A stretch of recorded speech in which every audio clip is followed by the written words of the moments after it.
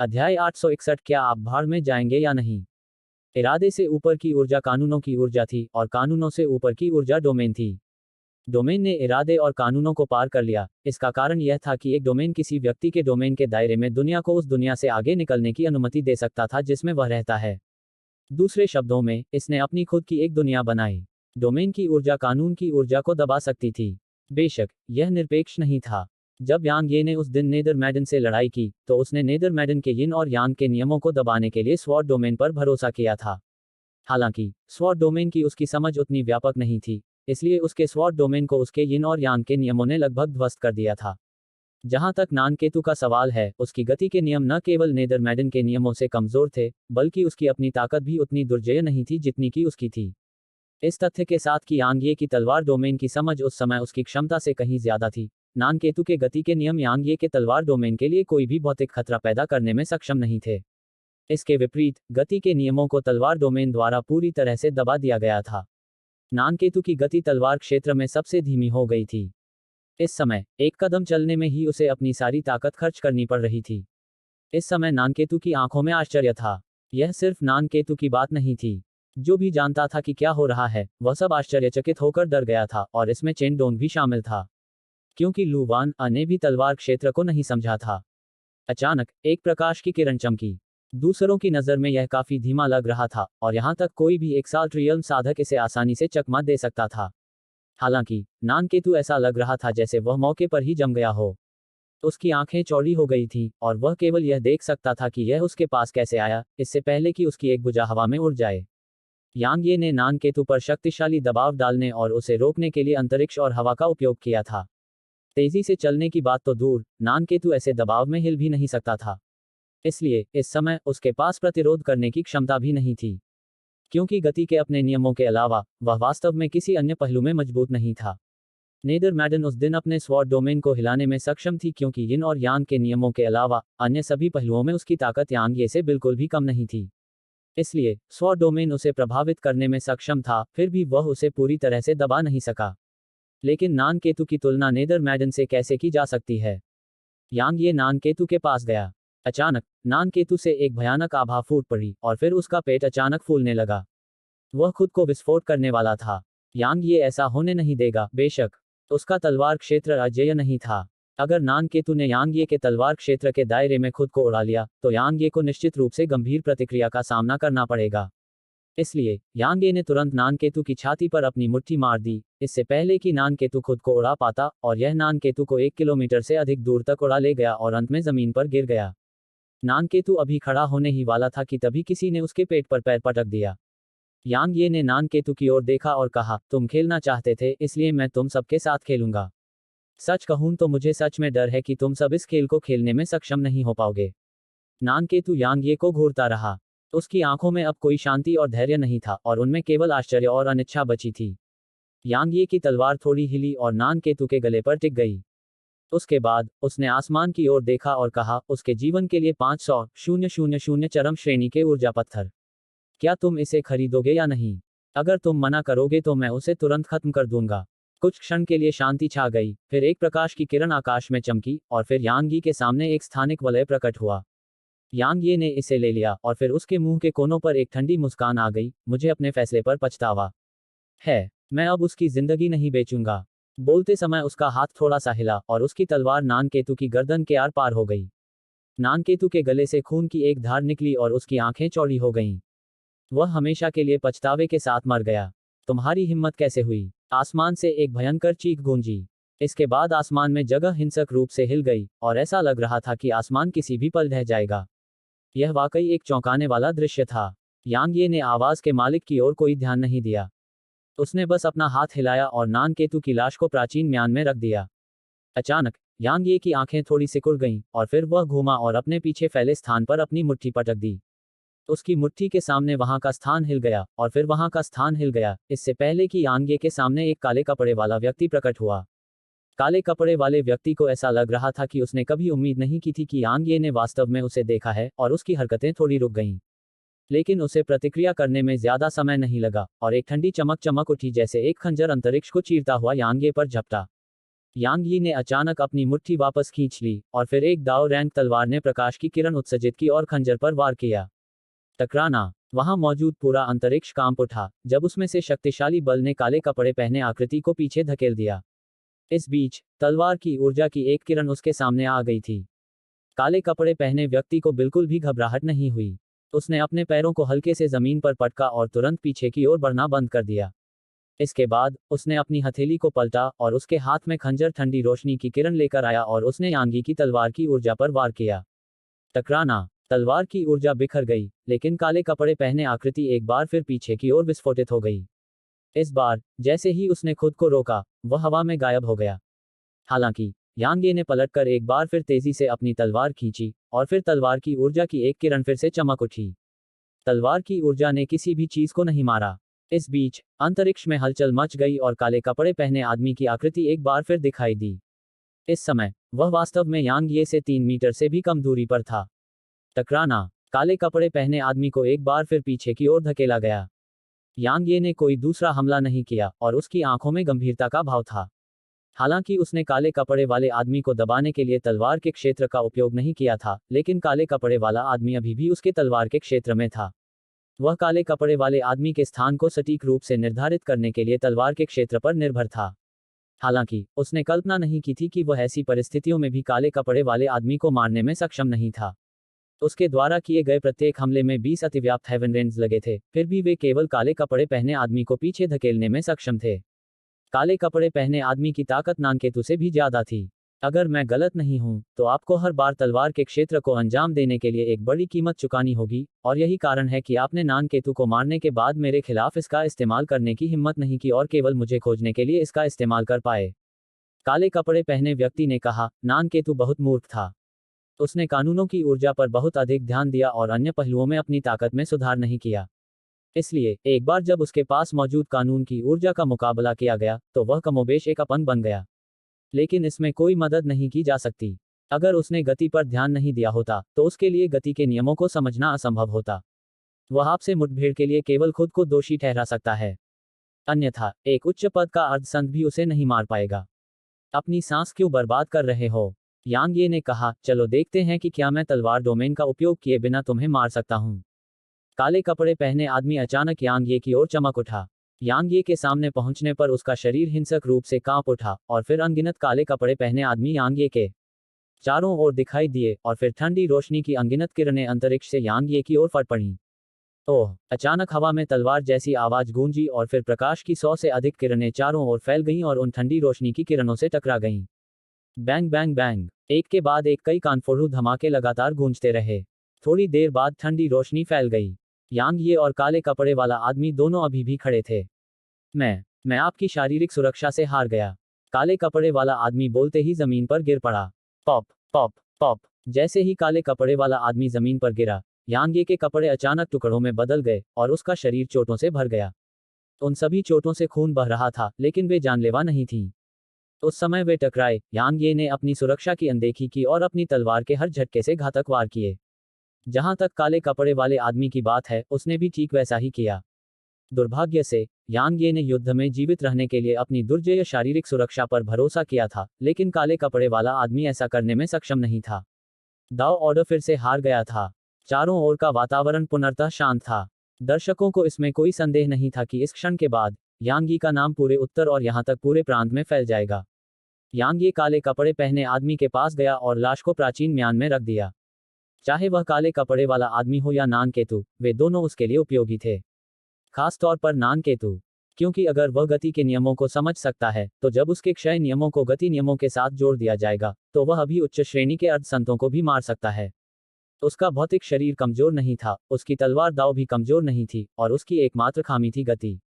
काले कपड़े पहने आदमी की लाश को दूर रखने के बाद यांग ये ने कोंग लियान को देखने के लिए मुड़कर देखा। बाद वाले के हाव भाव थोड़े बदल गए और आखिरकार इस बार उसकी आंखों में डर था। हालांकि यांग ये ने तलवार के इरादे को नहीं समझा था, लेकिन उसने तलवार के इरादे से भी ज्यादा भयानक चीज को समझ लिया था, तलवार का क्षेत्र।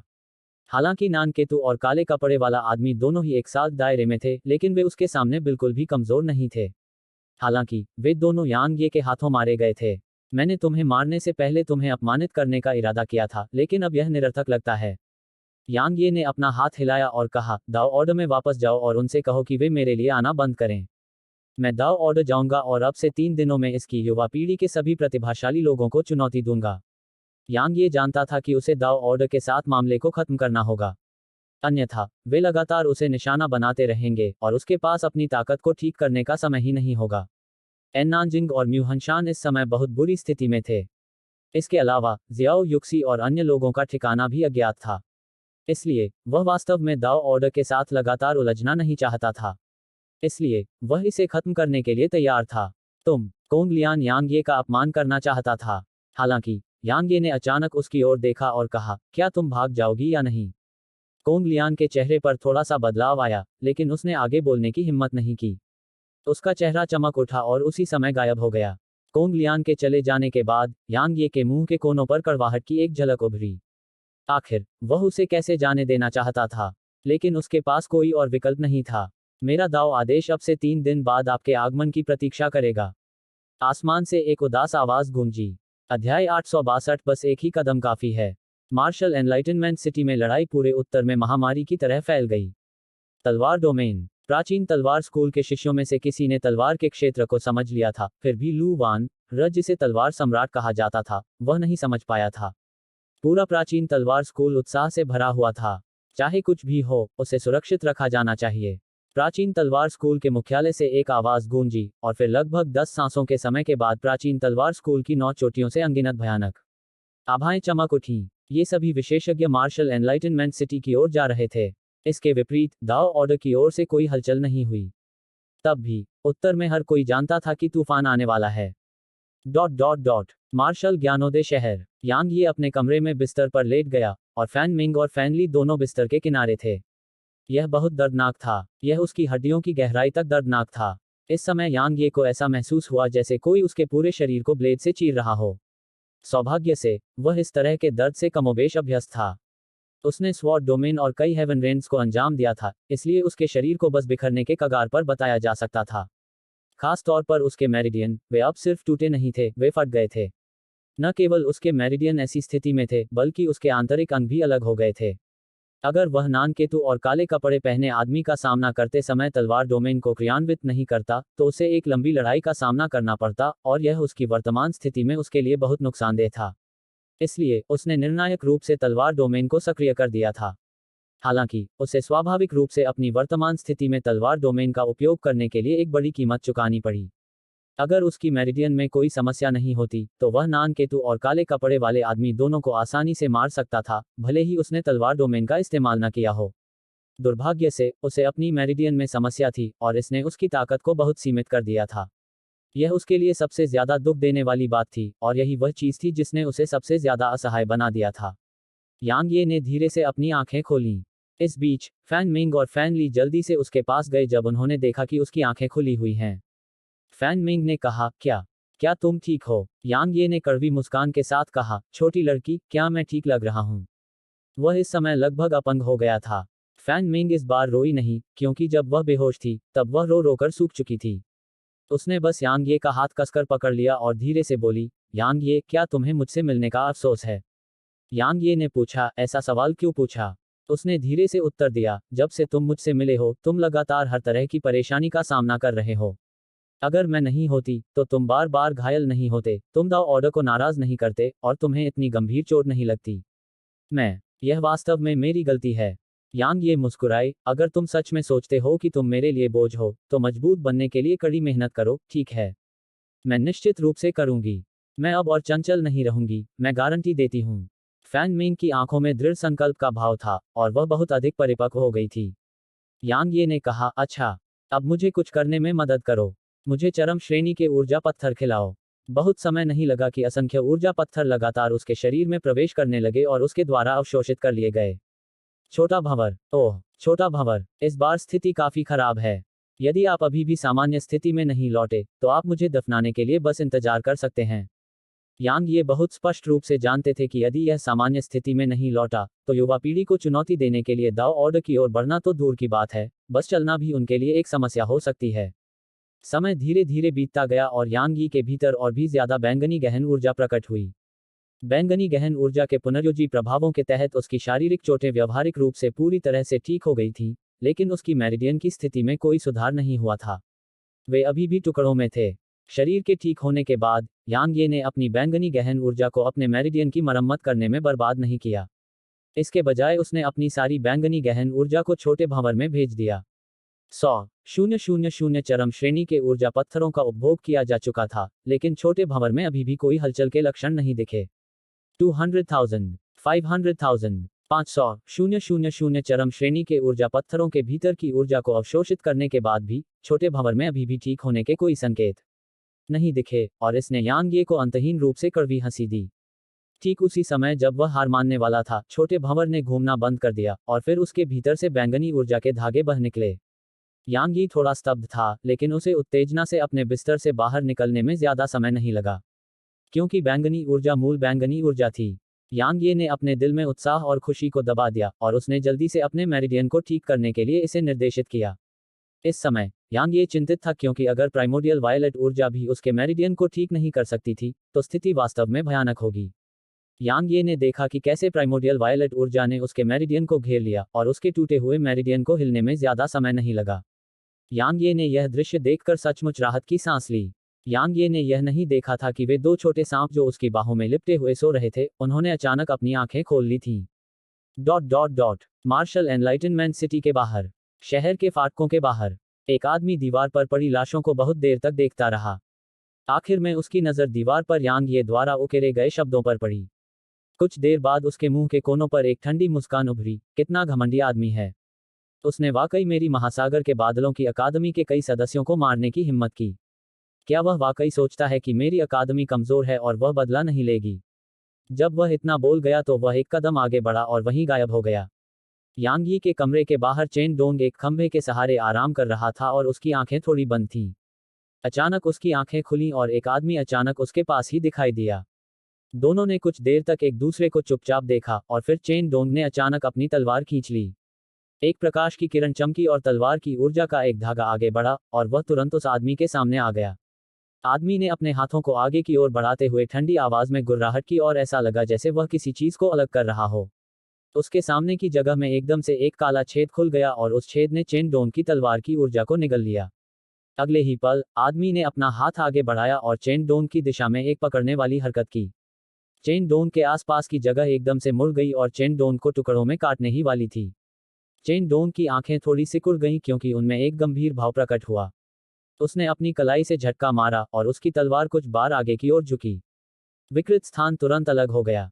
उसके बाद उसने अपनी तलवार को दोनों हाथों में लिया और तेजी से उसे आगे की ओर मारा। सच्ची आत्मा तलवार के धागे। जैसे ही उसने यह बात कही, उसके सामने का स्थान हिंसक रूप से कांप उठा, क्योंकि तलवार की ऊर्जा के अनगिनत धागे, जो बैल के बालों की तरह पतले थे, उसकी तलवार की नोक से आगे की ओर उछले। बस एक पल में तलवार की ऊर्जा के धागों ने उस आदमी को घेर लिया। बैंग बैंग, अनेक विस्फोट लगातार गूंजते रहे। कुछ समय बाद तलवार की ऊर्जा के धागे बिखर गए। वह आदमी अभी भी वहीं खड़ा था और पूरी तरह से ठीक लग रहा था, लेकिन उसके आसपास की जगह छेदों से भरी हुई थी। घमंडी तलवार, चेन डोंग। जैसे ही उसने बोलना समाप्त किया, आदमी ने अपना दाहिना हाथ हल्के से हिलाया, और उसके चारों ओर का स्थान तुरंत सामान्य हो गया। यी लियूफेंग के अलावा महासागर के बादलों की अकादमी के सम्राट क्षेत्र के विशेषज्ञों में से कोई भी इस हद तक स्थानिक तकनीकों का उपयोग करने में सक्षम नहीं है। चेन डोंग ने उदासीनता से कहा, यह संघर्ष मेरे प्राचीन तलवार स्कूल और दाओ आदेश के बीच है। क्या ऐसा हो सकता है कि आपकी अकादमी हस्तक्षेप करने का इरादा रखती है? यांग ये के हाथों मेरी अकादमी के कई शिष्य मारे गए हैं। क्या आप हमें इसे यूं ही छोड़ देने के लिए कह रहे हैं? यी लियूफेंग ने ठंडी हंसी में कहा, या शायद आपका प्राचीन तलवार स्कूल अब मेरी अकादमी की उपेक्षा कर सकता है। अगर ऐसा है, तो मैं अभी वापस लौटकर चला जाऊंगा। चेन डोंग थोड़ी देर चुप रहा, और फिर उसने कहा, क्या यह अकादमी थी जिसने तुम्हें भेजा था? यी लियूफेंग ने उत्तर दिया, दाओ ऑर्डर के सदस्य बिना किसी कारण के नहीं मर सकते, और यह आपके प्राचीन तलवार स्कूल के लिए भी ऐसा ही है। तो क्या मेरी अकादमी के सदस्य बिना किसी कारण के मर सकते हैं?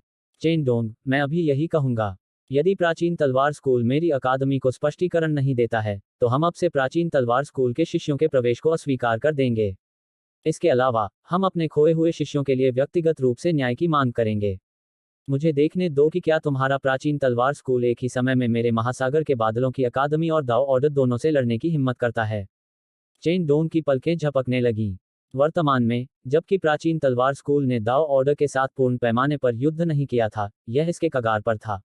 यदि महासागर के बादल अकादमी अब प्राचीन तलवार स्कूल पर युद्ध की घोषणा करती है, तो उसे कोई संदेह नहीं था कि दाओ ऑर्डर भी ऐसा ही करेगा।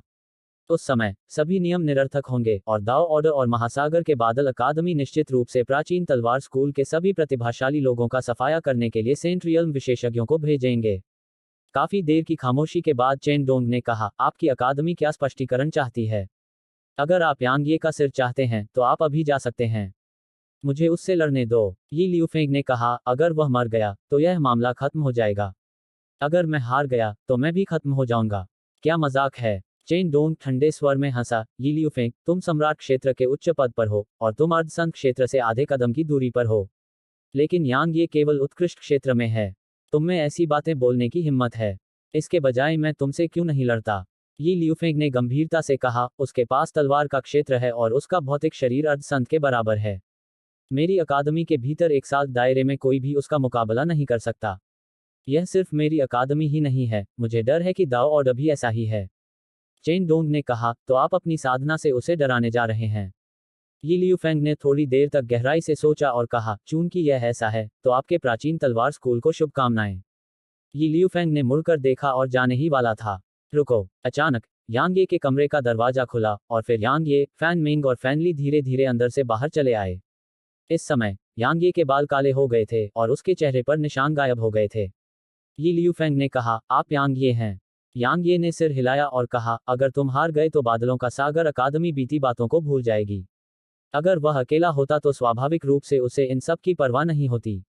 हालांकि वह प्राचीन तलवार स्कूल को अपने साथ नीचे नहीं खींच सकता था। हालांकि वह वास्तव में प्राचीन तलवार स्कूल का शिष्य नहीं था, लेकिन उसे लगा कि वह उन्हें ऐसे रसातल में नहीं फेंक सकता। इसलिए वह प्राचीन तलवार स्कूल के सामने आने वाली परेशानी को कम करने में मदद करने के लिए तैयार थे। यी लियूफेंग ने उत्तर दिया, हाँ। यांग ये ने सिर हिलाया और फिर उसने अपनी हथेली पलटी और एक हथौड़ा उसके हाथ में आ गया, तो इसे लाओ। यी लियूफेंग ने कहा, चलो कहीं और चलें। यांग ये ने अपना सिर हिलाया और कहा, इसकी कोई जरूरत नहीं है। बस एक ही चाल काफी है। जैसे ही उसने बोलना समाप्त किया, उसके हाथ में रखा हथौड़ा अचानक छूट गया और यी लियूफेंग की ओर गिर पड़ा। जहां जहां से यह गुजरा, अंतरिक्ष इंच इंच करके बिखर गया। हरक्यूलियन हथौड़ा। अध्याय 863। मैं दाववादी गो हूं। यह निश्चित रूप से हरक्यूलियन हैमर था। हरक्यूलियन हैमर भयानक था क्योंकि यह यांग ये की ताकत को कम से कम 5 गुना बढ़ाने में सक्षम था। यांग ये की अपनी ताकत पहले से ही हाफ सेंट दायरे में एक राक्षस जानवर के बराबर थी। तो एक बार जब यह हरक्यूलियन हैमर द्वारा बढ़ाया गया, तो यह कितना भयानक होगा। जब यांग ये सिर्फ एक साल दायरे में था, तो उसे इस बात में कोई संदेह नहीं था कि वह तलवार का इस्तेमाल किए बिना भी हरक्यूलियन हैमर का इस्तेमाल करके एक मध्यम श्रेणी के हाफ सेंट को मार सकता है। यह इस हद तक था कि वह एक उच्च श्रेणी के हाफ सेंट से भी लड़ सकता था। जिस समय यांग ये का हथौड़ा हवा में उड़ा, चेन डोंग और यी लियूफेंग के हाव भाव एकदम बदल गए थे। उन दोनों ने कभी नहीं सोचा था कि यांग ये का हमला वास्तव में इस हद तक भयानक होगा। खास तौर पर यी लियूफेंग। जब हथौड़ा यांग ये की मुट्ठी से छूटा, तो उसे लगा कि वह किसी भयानक शक्ति द्वारा निशाना बनाया जा रहा है और उस पर कब्जा किया जा रहा है, और वह शक्ति असंख्य पहाड़ों जितनी भयानक थी। जबकि वह चकित था, यी लियूफेंग की प्रतिक्रिया बिल्कुल भी धीमी नहीं थी। उसने तेजी से अपनी हथेलियां आपस में दबाईं, और उसके सामने का स्थान कई स्थानिक दीवारों का निर्माण करने से पहले हिल गया। तथापि हरक्यूलियन हैमर के सामने स्थानिक दीवारें टुकड़ों में बिखर गईं, जबकि स्थानिक दरारें पूरे परिवेश में फैल गईं। उसी समय हरक्यूलियन हैमर यी लियूफेंग के सामने आ गया, और इसने यी लियूफेंग की पुतलियां थोड़ी सिकुड़ने लगी, इससे पहले कि उसकी आंखों में क्रूरता की एक झलक दिखाई दे। उसने अचानक अपनी हथेलियां अलग की और उसके सामने एक स्थानिक दरार दिखाई दी। हरक्यूलियन हैमर को स्थानिक दरार ने निगल लिया, लेकिन यी लियूफेंग के सामने अंतरिक्ष का विस्तार अचानक अगले ही पल फट गया, और फिर ऊर्जा की एक शक्तिशाली लहर ने उसे 600 मीटर दूर पीछे की ओर उड़ा दिया। यांग ये ने अपना हाथ आगे बढ़ाया और इशारा किया। समय की 3 सांसें बीतने के बाद हरक्यूलियन हथौड़ा अंतरिक्ष से चमककर उसके हाथ में वापस आ गया। यांग ये के मुंह के कोनों पर एक कड़वी मुस्कान की झलक थी जब वह अपने हाथ में हथौड़े को देख रहा था। उसकी मेरिडियन ठीक हो गई थी, उसकी शक्ल भी ठीक हो गई थी, लेकिन एकमात्र चीज जो ठीक नहीं हुई थी, वह था प्राइमोडियल पैगोडा। इस समय यह अभी भी छोटे भंवर के रूप में था। जहां तक हरक्यूलियन हैमर की बात है, यह छोटे भंवर से बाहर निकल आया था, और इसीलिए वह इतना हैरान और उदास महसूस कर रहा था। क्योंकि हरक्यूलियन हैमर प्राइमोडियल पैगोडा के भीतर से निकला था, लेकिन यह ठीक नहीं हुआ था। कुल मिलाकर यह एक अच्छी बात थी। क्योंकि इससे साबित हुआ कि प्राइमोडियल पैगोडा अभी भी सामान्य स्थिति में था। दूसरे शब्दों में, सु किंगशी और अन्य लोग ठीक होने चाहिए। जहां तक प्राइमोडियल पैगोडा के अभी भी छोटे भंवर के आकार में होने का सवाल है, उसे लगा कि शायद ऐसा इसलिए था क्योंकि प्राइमोडियल पैगोडा को बहुत नुकसान पहुंचा था। आखिरकार, इसने उसे अपना स्वामी मान लिया था। इसलिए अगर उसे कोई गंभीर चोट लगी, तो प्राइमोडियल पैगोडा निश्चित रूप से प्रभावित होने से बच नहीं पाएगा। इसके अलावा, जियो क्यूई ने प्राइमोडियल पैगोडा को तब नुकसान पहुंचाया था जब वह पहली बार उसके साथ खेल रही थी। कोई बात नहीं, मौजूदा स्थिति बहुत अच्छी लग रही थी। क्योंकि उसकी मेरिडियन की मरम्मत हो चुकी थी, उसका शरीर भी ठीक हो चुका था, और वह जानता था कि सु किंगशी और बाकी लोग ठीक हैं। इसके अलावा, अब उसके पास हरक्यूलियन हैमर भी था। तलवार चलाने की उसकी इच्छा के अलावा जो अभी भी ठीक नहीं हुई थी, उसकी ताकत कम से कम 80% तक ठीक हो गई थी। अगर उसकी तलवार चलाने की इच्छा फिर से ठीक हो गई, तो सेंट रियल्म के नीचे ऐसा कोई नहीं था जिसे वह मार न सके। ये लियू फेंग ने आश्चर्य से यांग ये को देखा। उसने उम्मीद नहीं की थी कि यांग ये की शारीरिक शक्ति इतनी भयानक होगी कि वह आसानी से अंतरिक्ष को चकनाचूर कर सकती है। हे भगवान, क्या यह आदमी वास्तव में तलवार साधक है और शरीर साधक नहीं? यांग ये ने कहा, आप हार गए हैं। ये लियू फेंग की अभिव्यक्ति थोड़ी भद्दी थी। काफी समय बीतने के बाद उसने सिर हिलाया। तलवार साधक की शारीरिक शक्ति से पीछे धकेला जाना वास्तव में मेरी हार मानी जा सकती है। बहुत बढ़िया, वास्तव में बहुत बढ़िया। इस बार दाओ ऑर्डर को शायद धोखे से मार दिया जाएगा। जब उसने यह बात कही, तो उसने अपना दाहिना हाथ हिलाया और यांग ये के सामने एक कमांड टोकन प्रकट हुआ। यदि भविष्य में तुम मेरी अकादमी के शिष्यों से मिलते हो, तो तुम्हें बस यह कमांड टोकन दिखाना होगा और कोई भी तुम्हारे साथ असम्मानजनक व्यवहार करने की हिम्मत नहीं करेगा। जैसे ही उसने बोलना समाप्त किया, यी लियू फेंग ने मुड़कर एक कदम आगे बढ़ाया और वहीं गायब हो गया। क्लाउड अकादमी टोकन। चेन डोंग ने अचानक कहा, मैंने कभी उम्मीद नहीं की थी कि महासागर के बादल अकादमी वास्तव में आपको वह कमांड टोकन देगी। यांग ये ने पूछा, यह क्या है? चेन डोंग ने बताया, क्लाउड अकादमी टोकन स्टेटस का प्रतीक है। हालांकि उस टोकन के मालिक के पास अकादमी में कोई वास्तविक अधिकार नहीं होता, लेकिन अकादमी के किसी भी व्यक्ति को उसके मालिक का सम्मान करना चाहिए। अगर अकादमी का कोई सदस्य उसके मालिक का अनादर करता है, तो उस व्यक्ति को अकादमी के अनुशासन हॉल द्वारा कड़ी सजा दी जाएगी और अगर मामला गंभीर है तो उसे निष्कासित कर दिया जाएगा। अगर याददाश्त सही है, तो ओशन ऑफ क्लाउड्स अकादमी ने अतीत में इनमें से केवल 2 कमांड टोकन जारी किए हैं और ओशन ऑफ क्लाउड्स अकादमी उन दोनों का बहुत बड़ा ऋणी है। यांग ये ने पूछा, उन्होंने मुझे एक क्यों दिया? चेन डोंग ने बहुत देर तक गहराई से सोचा और फिर कहा, वे शायद तुम्हें अपनी तरफ खींचना चाहते हैं। हालांकि तुम प्राचीन तलवार स्कूल के शिष्य हो, लेकिन यह तुम्हें अकादमी में शामिल होने से नहीं रोकता। क्या तुम्हें पता है, बादलों का महासागर अकादमी वास्तव में सिर्फ एक शाखा है। एक शाखा। यांग ये की अभिव्यक्ति थोड़ी बदल गई। आखिरकार, महासागर के बादलों की अकादमी एक प्लेटिनम रैंक शक्ति थी, फिर भी यह केवल एक शाखा थी। चेन डोंग ने सिर हिलाया, सेंट्रल डिवाइन प्रीफेक्चर में एक डायमंड रैंक की शक्ति है, और इसे व्हाइट डी अकादमी कहा जाता है। ओशन ऑफ क्लाउड्स अकादमी के डीन व्हाइट डी अकादमी के शिष्य थे। माना जाता है कि उन्होंने कई साल पहले एक गंभीर अपराध किया था, और इसीलिए उन्हें पाइन प्रीफेक्चर भेजा गया था। वह काफी घमंडी और अहंकारी व्यक्ति थे, इसलिए उन्होंने पाइन प्रीफेक्चर में ओशन ऑफ क्लाउड्स अकादमी की स्थापना की और इसके प्रतिभाशाली छात्रों को व्हाइट डी अकादमी की प्रतियोगिता में भाग लेने के लिए सेंट्रल डिवाइन प्रीफेक्चर ले गए, जो हर 10 साल में आयोजित की जाती है। उनका लक्ष्य यह साबित करना है कि उनके शिष्य व्हाइट डी अकादमी के शिष्यों से कमतर नहीं हैं। दुर्भाग्य से, अब कुछ 100 साल हो गए हैं, फिर भी उनकी अकादमी ने एक बार भी जीत हासिल नहीं की है। यांग ये ने पूछा, आपको लगता है कि वह चाहता है कि मैं उस प्रतियोगिता में भाग लूं? चेन डोंग ने जवाब दिया, शायद वह इंतजार करके देखना चाहता है। लेकिन उसे निश्चित रूप से लगता है कि तुम में बहुत क्षमता है, और इसीलिए उसने यी लियू फेंग को तुम्हें वह कमांड टोकन देने का आदेश दिया। यी लियू फेंग ने पहले जिन परिस्थितियों के बारे में बात की थी, वे शायद तुम्हें परखने का एक तरीका था, और इसका नतीजा यह हुआ कि वह एक ही चाल से हार गया। तो यांग ये ने अपना सिर हिलाया, चलो इस बारे में बाद में बात करते हैं। वह अभी अपनी समस्याओं से भी नहीं निपट सकता था, इसलिए वह उस प्रतियोगिता में कैसे भाग ले सकता था। हालांकि, उसने कमांड टोकन ले लिया। किसी भी मामले में, इसे स्वीकार करने में कोई बुराई नहीं थी। स्विश! अचानक, आकाश में प्रकाश की एक किरण चमकी, और फिर वू यानज़ोंग उनके सामने प्रकट हुआ। यांग ये और चेन डोंग के हाव भाव उसे देखकर थोड़े बदल गए। क्योंकि उसके दाहिने हाथ में एक सिर था, और वह कोंग लियान का था। वू यानज़ोंग ने अपना सिर जमीन पर पटक दिया और कहा, मुझे दूसरे शिष्यों से मदद का संकेत मिला, इसलिए मैंने मार्शल एनलाइटनमेंट सिटी छोड़ दी। लेकिन मैंने कभी नहीं सोचा था कि मेरे ऐसा करते ही दाओ ऑर्डर तुरंत कार्रवाई करेगा। न केवल मैं उन 2 बहनों को फैन कबीले से बचाने में असमर्थ था, बल्कि मैंने भाई यांग को शहर में वापस लौटने पर मजबूर कर दिया, और इसके परिणामस्वरूप लिन जियाओ के समूह और कई अन्य शिष्यों की भयानक मौत भी हुई। वू यानज़ोंग ने इस बिंदु तक बोलते हुए एक गहरी सांस ली, और फिर उसने अपनी उंगली को अपने बाएं हाथ की ओर इशारा किया और एक कटने वाली हरकत की। उसका बायां हाथ तुरंत हवा में उड़ गया। यांग ये और चेन डोंग चौंक गए, और फिर यांग ये ने धीरे से आह भरी। बेशक, उसने वू यानज़ोंग को दोष नहीं दिया। आखिरकार, यह सब उसी की वजह से हुआ था, इसलिए उसे वू यानज़ोंग को दोष देने का कोई अधिकार कैसे हो सकता है। हालांकि, उसने यह उम्मीद नहीं की थी कि वू यानज़ोंग वास्तव में अपने हाथ को काटने की हद तक दोषी महसूस करेगा। चेन डोंग यह दृश्य देखने में असमर्थ लग रहा था और उसने कहा, ऐसा क्यों? यांग ये ने छिपे हुए मार्ग के उस व्यक्ति और उस दाओ ऑर्डर स्टीवर्ड को मार डाला, और तुमने उसे मार डाला। तुम दोनों ने उनका बदला लिया है, और मुझे लगता है कि अगर उन्हें पता चलेगा तो वे संतुष्ट महसूस करेंगे। तो अपना हाथ क्यों काटना? वू यानज़ोंग ने अपना सिर हिलाया और कहा, अगर मैं नहीं जाता तो वे नहीं मरते। भाई यांग भी शहर में वापस नहीं आते और लगभग यहीं मर जाते।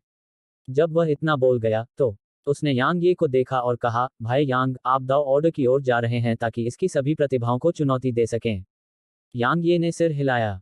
जब उसने ऐसा कहा तो वह आवेग में नहीं था, और ऐसा इसलिए था क्योंकि वह वास्तव में इस संघर्ष को समाप्त करना चाहता था। अन्यथा, अगर दाओ ऑर्डर लगातार उसका पीछा करता, तो भले ही वे इससे थके नहीं, वह थक जाता। इसलिए, उसने यह सब खत्म करने का फैसला किया था। मैं कल तुम्हारे साथ चलूंगा, वू यानज़ोंग बोला, जबकि उसकी आंखों में दृढ़ निश्चय और दृढ़ता भरी नजर थी। यांग ये ने पूछा, क्या तुम्हें यकीन है? बेशक, वू यानज़ोंग ने चेन डोंग को देखा और कहा, तुम मुझे नहीं रोकोगे, है ना? चेन डोंग ने कुछ देर तक गहराई से सोचा और कहा, उच्च अधिकारी निश्चित रूप से आप दोनों को जाने की अनुमति नहीं देंगे। खासकर यांग ये, अगर मैं गलत नहीं हूं, तो उन्होंने निश्चित रूप से आपको पकड़ने के लिए विशेषज्ञों को भेजा है। आपने तलवार डोमेन को समझ लिया है, इसलिए आप और सीनियर सिस्टर लू निश्चित रूप से भविष्य में हमारे प्राचीन तलवार स्कूल की रीढ़ बनेंगे। शायद हम डायमंड रैंक संप्रदाय बनने के लिए आप और सीनियर सिस्टर लू पर भरोसा कर सकें। इसलिए, वे आपको किसी भी खतरे का सामना करने की अनुमति नहीं देंगे। जब उन्होंने इस बिंदु पर बात की, तो चेन डोंग मुस्कुराया और कहा, हालांकि, मुझे लगता है कि वे बहुत ज्यादा मांग रहे हैं। हमारे प्राचीन तलवार स्कूल के तलवार साधकों को दुश्मनी होने पर बदला लेना चाहिए, और भविष्य के बारे में भविष्य में सोचना सबसे अच्छा है। अन्यथा, हम सभी बंधे होंगे। इसलिए, मैं कल आप दोनों के साथ जाऊंगा। यहां तक कि मैं भी दाओ आदेश के उन तथाकथित प्रतिभाशाली लोगों की ताकत का अनुभव करना चाहूंगा। यांग ये ने उनकी ओर देखा और कहा, ठीक है, तो हम कल दाओ ऑर्डर की ओर चलेंगे। तुम दाओ ऑर्डर की ओर जा रहे हो? तुम बेशर्म झूठे हो। अगर कोई जा रहा है, तो वह मैं ही हूं, नालन यंग। एक स्पष्ट और मधुर चीख जो क्रोध से भरी हुई थी, गूंजी और फिर तलवार की ऊर्जा की एक किरण आकाश में फैल गई। इसके अलावा, उसके भीतर की शक्ति बस ऐसी लग रही थी मानो वह दुनिया को अलग अलग हिस्सों में बांटने का इरादा रखती हो। यह वाकई एक आश्चर्यजनक दृश्य था। दो स्तर स्वर्ग रैंक तलवार इरादा। तीनों के हाव भाव थोड़े बदल गए। हालांकि, चेन डोंग और वू यानज़ोंग ने हमला नहीं किया, और उनकी आंखों में घबराहट के भाव थे। यांग ये को स्वाभाविक रूप से हमला करना पड़ा क्योंकि तलवार की ऊर्जा उसके सामने आ गई थी। उसने तेजी से हरक्यूलियन हैमर को आगे की ओर पटक दिया, और तलवार की ऊर्जा की वह शक्तिशाली डोरी तुरंत ही टुकड़ों में बिखर गई। इस बीच, एक महिला उनके सामने आई। वह फिर से हमला करने वाली थी, लेकिन अचानक एक आवाज गूंजी, यंगर, तुम उससे मुकाबला नहीं कर सकती। जैसे ही यह आवाज गूंजी, एक बूढ़ा आदमी जो अपनी पीठ पर तलवार की पेटी उठाए हुए था, यांगे के सामने प्रकट हुआ, और बूढ़े आदमी की नजर तुरंत यांगे पर पड़ी। तुम कौन हो? एक संत क्षेत्र विशेषज्ञ। यांगे का दिल कांप उठा। जाहिर है, बूढ़ा आदमी शायद प्राचीन तलवार स्कूल का विशेषज्ञ था। यांग ये ने बूढ़े आदमी की ओर अपनी मुठ्ठियां मोड़ी और कहा, मैं यांग ये हूं, स्वर्गीय तलवार शिखर से ताओवादी गो का निजी शिष्य। यांग ये ने यह नहीं देखा कि वू यानज़ोंग और चेन डोंग उसे ऐसे देख रहे थे जैसे वह कोई राक्षस हो। बूढ़े आदमी की आंखों के कोने फड़क उठे, तुम दाओवादी गो के शिष्य हो? बेशक, यांग ये ने सिर हिलाया। मेरा गधा। बूढ़ा आदमी अचानक दहाड़ा, मैं दाओवादी गो हूं। तुम मेरे शिष्य हो। तुम मेरे शिष्य हो। यांग ये अवाक रह गया। अध्याय 864। ठीक है, चलो दाओ ऑर्डर की ओर चलते हैं। बहुत ऊपर बादलों में, यांग ये बादलों में से एक पर खड़ा था जबकि दाओवादी गो उसके सामने खड़ा था। दाओवादी गो के दोनों ओर सफेद और हरे रंग के मिश्रित वस्त्र पहने दो अन्य बूढ़े व्यक्ति खड़े थे। वे सभी संत थे। दाओवादी गो ने गंभीरता से पूछा, आप वास्तव में कौन हैं? अगर कोई और होता जो उसका शिष्य होने का दिखावा करता, तो वह उस व्यक्ति का जीवन बहुत पहले ही समाप्त कर चुका होता। आखिरकार, वह नहीं चाहता था कि उसकी प्रतिष्ठा नष्ट हो। लेकिन न केवल यांग ये ने उसकी प्रतिष्ठा को खराब नहीं किया, बल्कि यांग ये ने अपनी प्रतिष्ठा में बहुत सुधार किया था और उसने निश्चित रूप से बहुत अधिक प्रतिष्ठा भी प्राप्त की थी। आखिरकार प्राचीन तलवार स्कूल के पुराने साथियों ने उस समय तिरस्कार व्यक्त किया था जब उसने कहा था कि उसने तलवार दाव में एक प्रतिभाशाली व्यक्ति पाया है जो लू वान एर के बराबर है, और यह इस हद तक था कि उन्होंने उसका उपहास किया और कहा कि वह अपना दिमाग खो चुका है। लेकिन उन्हीं पुराने साथियों के रवैये में 360 डिग्री का बदलाव आया जब यांग ये दिखाई दिया। सभी ने उसकी समझदारी और प्राचीन तलवार स्कूल के लिए ऐसी असाधारण प्रतिभा को खोजने के लिए उसकी प्रशंसा की। बेशक जब उसने यांग ये के बारे में सुना तो वह हैरान रह गया, क्योंकि केवल उसे ही स्पष्ट रूप से पता था कि जिस प्रतिभाशाली व्यक्ति को उसने अपना शिष्य बनाया था उसका नाम यांग ये था ही नहीं। उस समय उसकी एकमात्र प्रतिक्रिया यांग ये को तुरंत ढूंढना और यांग ये की लाश को कोड़े से पीटने से पहले यांग ये का जीवन समाप्त करना था। हालांकि एक बार जब उसे युद्ध में यांग ये की उपलब्धियों के बारे में पता चला तो वह आखिरकार शांत हो गया, क्योंकि जहां तक उसका सवाल था, यह आदमी यांग ये बुरा नहीं था। कम से कम यांग ये ने उसे शर्मिंदा तो नहीं किया था। हालांकि तलवार दाव में यांग ये की प्राकृतिक प्रतिभा बिल्कुल असाधारण थी, फिर भी वह यांग ये को प्राचीन तलवार स्कूल का शिष्य बनने की अनुमति नहीं देना चाहता था, क्योंकि यांग ये की पृष्ठभूमि और उत्पत्ति अज्ञात थी। अगर यांग ये जैसा कोई व्यक्ति प्राचीन तलवार स्कूल में शामिल होता तो वह निश्चित रूप से इसके मूल का हिस्सा बन जाता। लेकिन अगर उसे प्राचीन तलवार स्कूल के किसी दुश्मन ने भेजा होता या उसके कुछ छिपे हुए उद्देश्य होते तो यह तलवार स्कूल के लिए एक घातक झटका होता। लेकिन वे वास्तव में यांग ये जैसी तलवार दाव में प्रतिभा को छोड़ना नहीं चाहते थे। तो प्राचीन तलवार स्कूल ने न केवल उसे यहाँ भेजा था, बल्कि उसके साथ 2 अन्य संतों को भी भेजा था। यांग ये ने उन्हें थोड़ा सा झुकाने से पहले उनकी ओर देखा। वरिष्ठों, प्राचीन तलवार स्कूल का शिष्य होने का नाटक करना मेरी गलती थी और मैंने तलवार स्कूल के लिए बहुत बड़ी परेशानी खड़ी कर दी। मुझे इसके लिए बहुत खेद है। हालांकि मैं वास्तव में प्राचीन तलवार स्कूल का शिष्य बनना चाहता हूं, और इसीलिए मैंने उस दिन प्राचीन तलवार स्कूल का शिष्य होने का नाटक किया, जबकि मेरे पास कोई और विकल्प नहीं था। इसके अलावा अगर मैं कहता कि मैं शिष्य नहीं हूं, तो भी कोई मुझ पर विश्वास नहीं करेगा। वह केवल आधा सच बोल रहा था। आखिरकार उसे इस मौजूदा स्थिति में प्राचीन तलवार स्कूल जैसे शक्तिशाली संप्रदाय का समर्थन अवश्य प्राप्त करना था।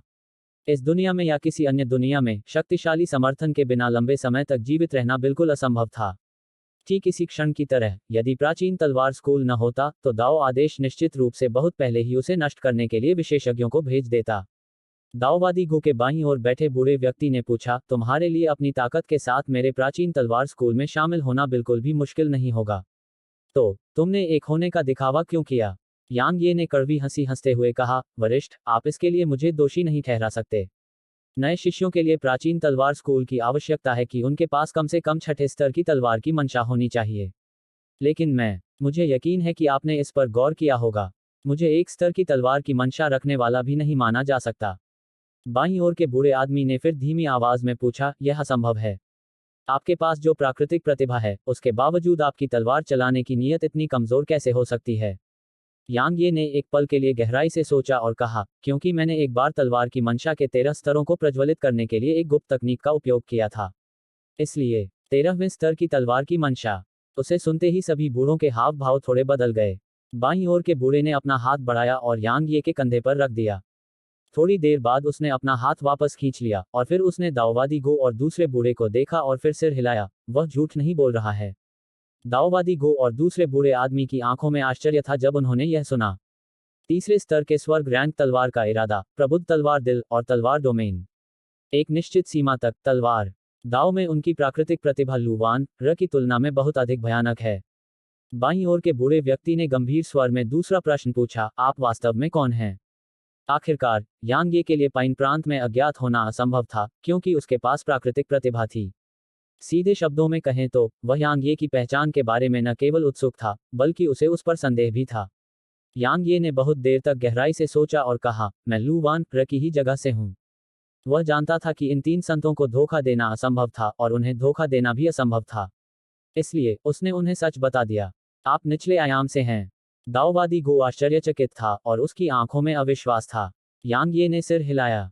यह असंभव होना चाहिए। दाओवादी गो ने कहा, यदि आप निचले आयामों से हैं तो आपको यहां नहीं आना चाहिए था।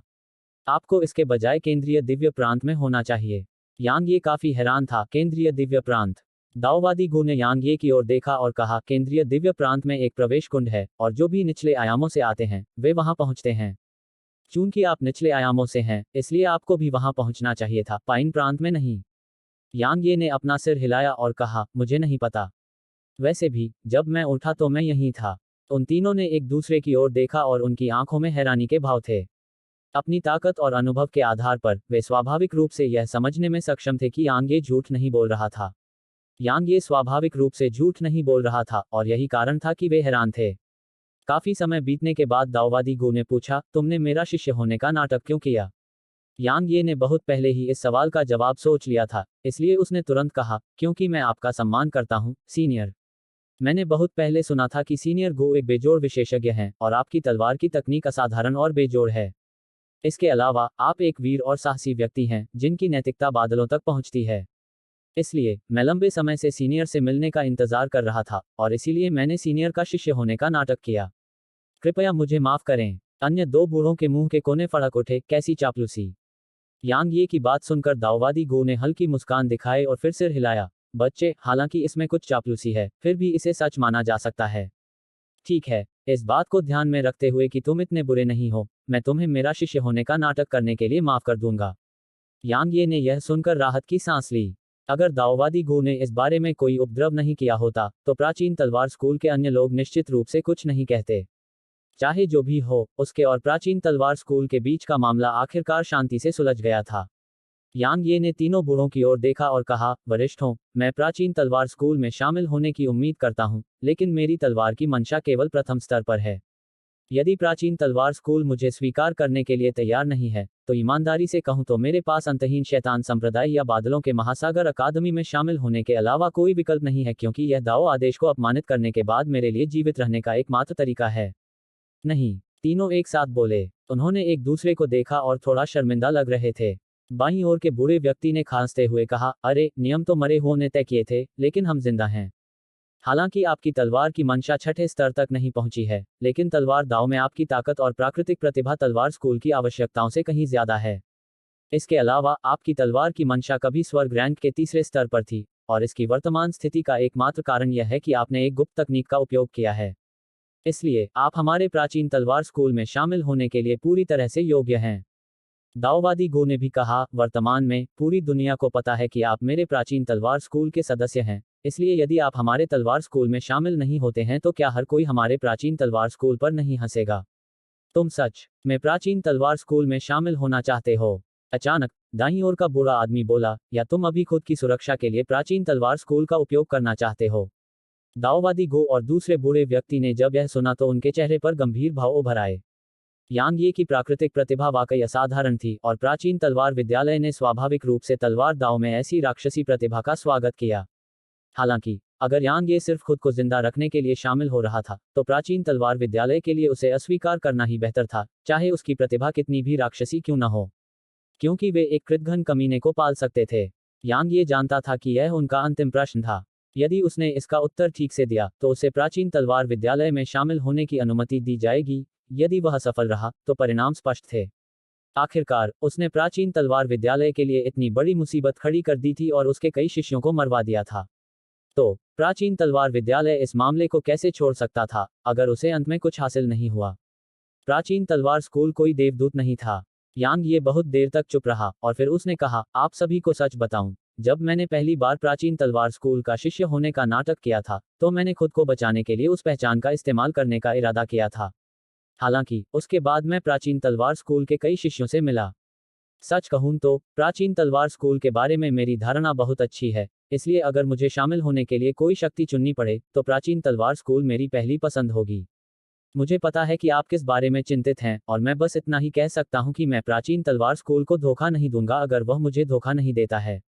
दाईं ओर बैठे बूढ़े आदमी ने पूछा, क्या तुम उस छोटी लड़की को जानते हो, वानर? यांग ये ने सिर हिलाया। उन तीनों ने एक दूसरे को देखा और फिर सिर हिलाया। दाओवादी गो ने कहा, चूंकि आप तीसरे स्तर के स्वर्ग रैंक तलवार के इरादे, प्रबुद्ध तलवार दिल और तलवार डोमेन को समझने में सक्षम थे, यह साबित करता है कि आप अपने दिल के खिलाफ जाने वाले बिल्कुल नहीं हैं। तो, इस पल से, आप हमारे प्राचीन तलवार स्कूल के शिष्य हैं। ठीक है, 9 चोटियां हैं, आप कौन सी चुनेंगे? जब यांग ये ने यह बात कही तो दाओवादी गो की नजर उस पर टिकी थी। यांग ये मुस्कुराया, स्वर्गीय तलवार शिखर, बेशक तुम्हारी नजर अच्छी है। दाओवादी गो मुस्कुराया, बच्चे, अब से मैं तुम्हारी रक्षा करूंगा। यांग यी के पास कहने को शब्द नहीं थे। बाकी दो बूढ़े लोगों ने सिर हिलाया। वे स्वाभाविक रूप से यांग यी को भी अपना शिष्य बनाना चाहते थे, लेकिन दाओवादी गो का पलड़ा भारी था। चलो प्राचीन तलवार स्कूल में वापस चलते हैं। दाओवादी गो ने आगे कहा, महत्वपूर्ण बात यह है कि अपनी तलवार की नीयत को पुनः प्राप्त करें। यांग ये आश्चर्यचकित था, तलवार का इरादा पुनः प्राप्त किया जा सकता है। दाओवादी गो मुस्कुराया, मैं केवल इतना कह सकता हूं कि तुम भाग्यशाली हो। क्योंकि मुझे डर है कि मेरा प्राचीन तलवार स्कूल पूरे पाइन प्रांत में एकमात्र स्थान है जो तुम्हें अपनी तलवार की मंशा को पुनः प्राप्त करने में मदद कर सकता है। लेकिन तुम्हें थोड़ा कष्ट उठाना पड़ सकता है। यांग यी बहुत खुश था। जहां तक दुख की बात है, क्या उसे उससे भी डर लगता था? दाओवादी गो मुस्कुराया, चलो चलें।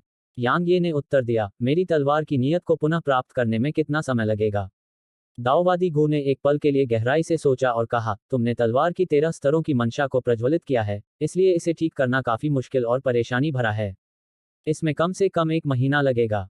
यांग ये बहुत देर तक चुप रहा, फिर उसने कहा, चलो इसे अभी के लिए अलग रख देते हैं क्योंकि मैं कल दाओ ऑर्डर जा रहा हूँ। ताओवादी गो और अन्य लोगों ने जब यह सुना तो उनके चेहरे पर गंभीर भाव उभर आए और ताओवादी गो धीमी आवाज में बोले, तुम मजाक तो नहीं कर रहे हो? बेशक, यांग ये ने कहा, मैंने पहले ही उन्हें बता दिया है कि मैं ऐसा करूंगा। अगर मैं ऐसा नहीं करूंगा, तो सिर्फ मेरा सम्मान ही नहीं धूमिल होगा, बल्कि प्राचीन तलवार स्कूल का भी यही हश्र होगा। क्या हम इस तरह अपना सम्मान खोने का जोखिम उठा सकते हैं? ताओवादी गो ने गंभीरता से कहा, तुम अपनी जान भी गंवा सकते हो।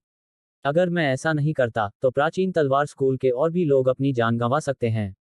यांग ये ने आगे कहा, मैंने ही यह सब किया है, इसलिए मुझे इसे खत्म करने दो। दाओवादी गो बहुत देर तक चुप रहा, फिर आखिरकार बोला, ठीक है। चलो दाओ ऑर्डर पर चलते हैं। अध्याय 865 गति के नियमों को समझना। दरअसल, चाहे वह प्राचीन तलवार स्कूल हो या दाओ ऑर्डर, दोनों नहीं चाहते थे कि संप्रदायों के बीच कोई वास्तविक युद्ध छिड़ जाए। क्योंकि इन दो प्लेटिनम रैंक संप्रदायों के अलावा प्रीफेक्चर में दानव जाति भी थी। एक बार जब वे एक दूसरे को मारना शुरू कर देंगे, तो इससे केवल राक्षस जाति को ही लाभ होगा। हालांकि, इस मामले को ऐसे ही नहीं छोड़ा जा सकता था, और यह विशेष रूप से दाओ ऑर्डर के लिए था। आखिरकार, दाओ ऑर्डर को प्राचीन तलवार स्कूल द्वारा पूरी तरह से अपमानित किया जा सकता था, इसलिए यदि वे बीती बातों को भूल जाते, तो दाओ ऑर्डर अब से प्रीफेक्चर में अपना पैर कैसे जमाए रख सकता था। इसलिए, यदि प्राचीन तलवार स्कूल ने यांग ये को वापस लौटा दिया, तो दाओ ऑर्डर के पास प्राचीन तलवार स्कूल के साथ युद्ध करने के अलावा कोई विकल्प नहीं होगा। एक बार ऐसा हुआ तो दोनों पक्षों में मौतें निश्चित रूप से भयावह स्तर तक बढ़ जाएंगी। इसके अलावा, यांग ये की राय में, अगर दाओ ऑर्डर ने प्राचीन तलवार स्कूल के साथ युद्ध करने का फैसला किया, तो निश्चित रूप से दाओ ऑर्डर के सेंट रियल्म विशेषज्ञ द्वारा उसका पीछा किया जाएगा। वह ऐसा होते हुए बिल्कुल नहीं देखना चाहता था। इसलिए, उसने खुद दाओ ऑर्डर के पास जाने का फैसला किया। इस तरह, वह दाओ ऑर्डर को बहुत दूर जाने से रोक सकता था, और वह यह तय करने का अधिकार हासिल कर सकता था कि स्थिति कैसे सामने आएगी। सबसे महत्वपूर्ण बात यह है कि वह नहीं चाहता था कि उसके कारण प्राचीन तलवार स्कूल के और अधिक सदस्य मरें। तुम्हारा शरीर बहुत मजबूत है, लेकिन वह हथौड़ा तुम्हें सूट करता है, लेकिन वह तलवार नहीं है, और वह तुम्हारी पूरी ताकत को बाहर लाने में तुम्हारी मदद नहीं कर सकता। दाओवादी गो ने एक पल के लिए गहराई से सोचा और कहा, यह मुझे दे दो। मैं इसे सुबह तुम्हें वापस कर दूंगा। यांग ये थोड़ा स्तब्ध और काफी हैरान था। इस बीच, दाओवादी गो के बाईं ओर बूढ़ा आदमी मुस्कुराया, तुम अभी भी वहां क्यों खड़े हो? तुम भाग्यशाली हो, बच्चे। तलवार दाव की बात करें तो तुम्हारा गुरु बहुत महान नहीं हो सकता है, लेकिन उसे पूरे पाइन प्रांत में तलवार बनाने के मामले में नंबर 1 विशेषज्ञ माना जा सकता है। तुम्हारे हथौड़े की ताकत कम से कम कई गुना बढ़ जाएगी जब वह इसे तुम्हारे लिए संशोधित करेगा। यांग ये ने जब यह सुना तो उसने तुरंत ही हरक्यूलियन हथौड़ा दाओवादी गो को दे दिया। दाओवादी गो ने हरक्यूलियन हैमर को कुछ देर तक थामे रखा और उसका आंकलन किया, यह बुरा नहीं है। इसे मुश्किल से ही कम ग्रेड अमर रैंक का खजाना माना जा सकता है। थोड़े से बदलाव के साथ इसे मध्यम ग्रेड तक पहुंचाया जा सकता है। इसके अलावा, यह आपके लिए उच्च ग्रेड अमर रैंक की तलवार के बराबर होना चाहिए। आज रात अच्छी तरह से आराम करें और कल दाओ ऑर्डर के उन लोगों को एक अच्छा सबक सिखाएं। उन्हें बताएं कि हमारा प्राचीन तलवार डोमेन प्रीफेक्चर में सबसे मजबूत संप्रदाय है। यांग ये ने दाओवादी गो की ओर देखा। दाओवादी गो ने जो शब्द कहे थे, उनमें बहुत सारी जानकारी छिपी थी। खास तौर पर जब उसने यांग ये से उन्हें सबक सिखाने के लिए कहा। इन शब्दों के पीछे छिपा अर्थ यह था कि वह सिर्फ दाओ ऑर्डर को मुंहतोड़ जवाब देने नहीं जा रहा था, बल्कि उसका मुख्य उद्देश्य दोनों पक्षों के बीच दुश्मनी को खत्म करना था और उनके साथ और भी दुश्मनी नहीं बढ़ाना था। वह स्वाभाविक रूप से यह भी समझता था, लेकिन वह कभी कभी खुद को हत्या करने से रोक नहीं पाता था। ताओवादी गो और अन्य लोगों ने जाने से पहले यांग ये को कुछ और बातें बताईं। यांग ये अभी जमीन पर उतरी ही थी कि ताओवादी गो की शिष्या नलान यंग ने उसका रास्ता रोक लिया और फैन मिंग और फैनली दोनों उसके पीछे थे। नालन यंग का शरीर बहुत दुबला पतला था और कहा जा सकता था कि वह अब तक देखी गई सबसे दुबली पतली महिला थी। लेकिन उसका रूप रंग सामान्य था, लेकिन बदसूरत नहीं था। यांग ये को देखकर नलन यंग का चेहरा ठंडा पड़ गया और वह कुछ बोलने ही वाली थी कि यांग ये उसके सामने बोल पड़ा, वरिष्ठ बहन, मैं अभी कुछ ऐसी चीजों का सामना कर रहा हूं जिनके लिए मुझे मार्गदर्शन की जरूरत है, इसलिए कृपया मुझे अपना मार्गदर्शन प्रदान करें। वह स्वाभाविक रूप से जानता था कि वह निश्चित रूप से बहुत नाराज थी। आखिरकार उसने दाओवादी गो के शिष्य होने का दिखावा करने के बाद बहुत कुछ किया था। वरिष्ठ बहन, नलन यंग थोड़ा चकित हुई और बोली, गुरु ने आपको अपना शिष्य बना लिया। यांग ये ने सिर हिलाया और कहा, मास्टर ने कहा कि मुझे किसी भी चीज के लिए सीनियर सिस्टर से पूछना चाहिए। सीनियर सिस्टर, आप मुझे मना तो नहीं करेंगी, है ना? जब उसने यांग ये को इतने सम्मान और ईमानदारी से काम करते देखा, तो नलान यंग, जो उसके साथ परेशानी मोल लेना चाहती थी, थोड़ी उलझन में पड़ गई कि क्या करे। इस बीच यांग ये ने आगे कहा, वरिष्ठ बहन, आप अभी भी नाराज नहीं हैं, है ना? नलन यंग ने जल्दी से अपना सिर हिलाया, नहीं, बिल्कुल नहीं। आखिरकार एक वरिष्ठ बहन के रूप में वह स्वाभाविक रूप से इतनी संकीर्ण सोच से काम नहीं कर सकती थी। यांग ये मुस्कुराया और बोला, यह अच्छा है। ओह, ठीक है। मास्टर ने कहा कि मैं सीनियर बहन से अपनी जरूरत की कोई भी चीज मांग सकता हूँ। अरे, मुझे यकीन है कि सीनियर बहन जानती हैं कि मैं एक स्वतंत्र साधक हुआ करता था और मुझे साधना के लिए 100,000 से ज्यादा चरम श्रेणी के ऊर्जा पत्थरों का ऋण चुकाना है। अरे, अरे, जब उसने इस बिंदु तक बात की, तो यांग ये शर्मिंदगी से मुस्कुराया और ऐसा लगा जैसे वह आगे बोलने में बहुत शर्मीला था। 100,000 चरम श्रेणी ऊर्जा पत्थर। नलन यंग ने अपना हाथ हिलाया और यांग ये के सामने एक स्थानिक अंगूठी दिखाई दी, वहां 200,000 चरम श्रेणी ऊर्जा पत्थर हैं। इसे वरिष्ठ बहन के स्वागत उपहार के रूप में लें। कनिष्ठ भाई, अगर आपको भविष्य में और अधिक की आवश्यकता हो तो आप मुझे ढूंढने आ सकते हैं। यांग ये दंग रह गया और फिर उसने जल्दी से स्थानिक अंगूठी ले ली और बोला जैसे कि वह उसकी दयालुता से अभिभूत था, धन्यवाद, वरिष्ठ बहन। वरिष्ठ बहन बहुत अच्छी इंसान है। मुझे धन्यवाद देने की कोई जरूरत नहीं है। वरिष्ठ बहनों को अपने कनिष्ठ भाइयों का ख्याल रखना चाहिए। नलन यंग ने उदारता से कहा। बेशक, बेशक। यांग ये ने तुरंत सिर हिलाया और अपनी सहमति प्रदर्शित की। नालान यंग से तलवार दाव के बारे में कुछ सवाल पूछने के बाद यांग ये आखिरकार अपने कमरे में लौट आया। उसने देखा कि नालान यंग की ताकत भले ही उससे कम हो, लेकिन वह तलवार दाव के बारे में बहुत कुछ जानती थी। खास तौर पर जब कुछ ऐसी चीजों की बात आती है जिनके बारे में उसने पहले कभी सुना भी नहीं था। संक्षेप में, उसने उसके साथ अपनी बातचीत से बहुत कुछ सीखा था। दूसरी ओर, नलन यंग को यांग ये के बारे में बहुत अच्छी धारणा थी जब उसने उसे इतनी विनम्रता और जिज्ञासा से काम करते देखा। इसलिए उसने उसे 100,000 और चरम श्रेणी के ऊर्जा पत्थर भी दिए। ... यांग ये अपने कमरे में पैर मोड़कर बैठा था, तभी अचानक दरवाजा खुला और फिर फैन मिंग अंदर आई। वह तुरंत यांग ये के पास गई और उसे ध्यान से देखा। थोड़ी देर बाद वह मुस्कुराई, यांग ये, तुम वास्तव में बिल्कुल भी बदसूरत नहीं हो।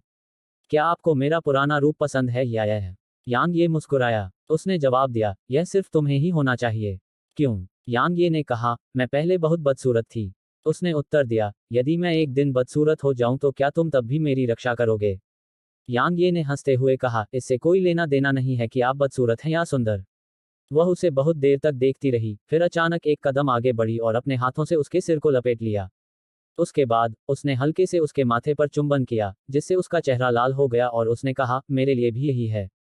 जैसे ही उसने बोलना समाप्त किया, वह तेजी से यांग ये की नजरों से ओझल हो गई। यांग ये दंग रह गया और फिर उसने अपना सिर हिलाया और हंसा। वह अभी कुछ करने ही वाला था कि उसके कमरे का दरवाजा एक बार फिर खुला। उसने अपना सिर उठाया और देखा कि फैनली अंदर आ रहा है। अंदर आने के बाद उसने दरवाजा बंद किया और यांग ये की ओर चलने लगी। ये बहनें क्या कर रही हैं? यांग ये ने हैरान भाव से उसकी ओर देखा। जैसे ही वह यांग ये के सामने पहुंची, फैनली ने अचानक अपने हाथ आगे बढ़ाए और अपनी साश खोली। और फिर उसकी पोशाक जमीन पर गिर गई। जबकि वह अभी भी अपने डूडू पहने हुए थी, उसकी गर्वित चोटियां और उसका शुद्ध सफेद और कोमल शरीर यांग ये की आंखों के सामने दिखाई दे रहा था। यांग ये ने भौहें सिकोड़ते हुए कहा, तुम क्या कर रही हो? वह कुछ नहीं बोली। उसने बस अपना हाथ उस डोरी पर रखा जिससे उसका डदो बंधा हुआ था और उसे खींचकर अलग कर दिया। बस इसी तरह फैनली का शरीर उसके सामने पूरी तरह से नंगा हो गया। यांग ये ने पूछा, क्यों? उसने अपना सिर नीचे किया और कहा, अगर तुम नहीं होते तो मैं और लिटिल मिंग दोनों मर जाते। अगर हम नहीं भी मरते तो भी यह मौत से भी बदतर होता।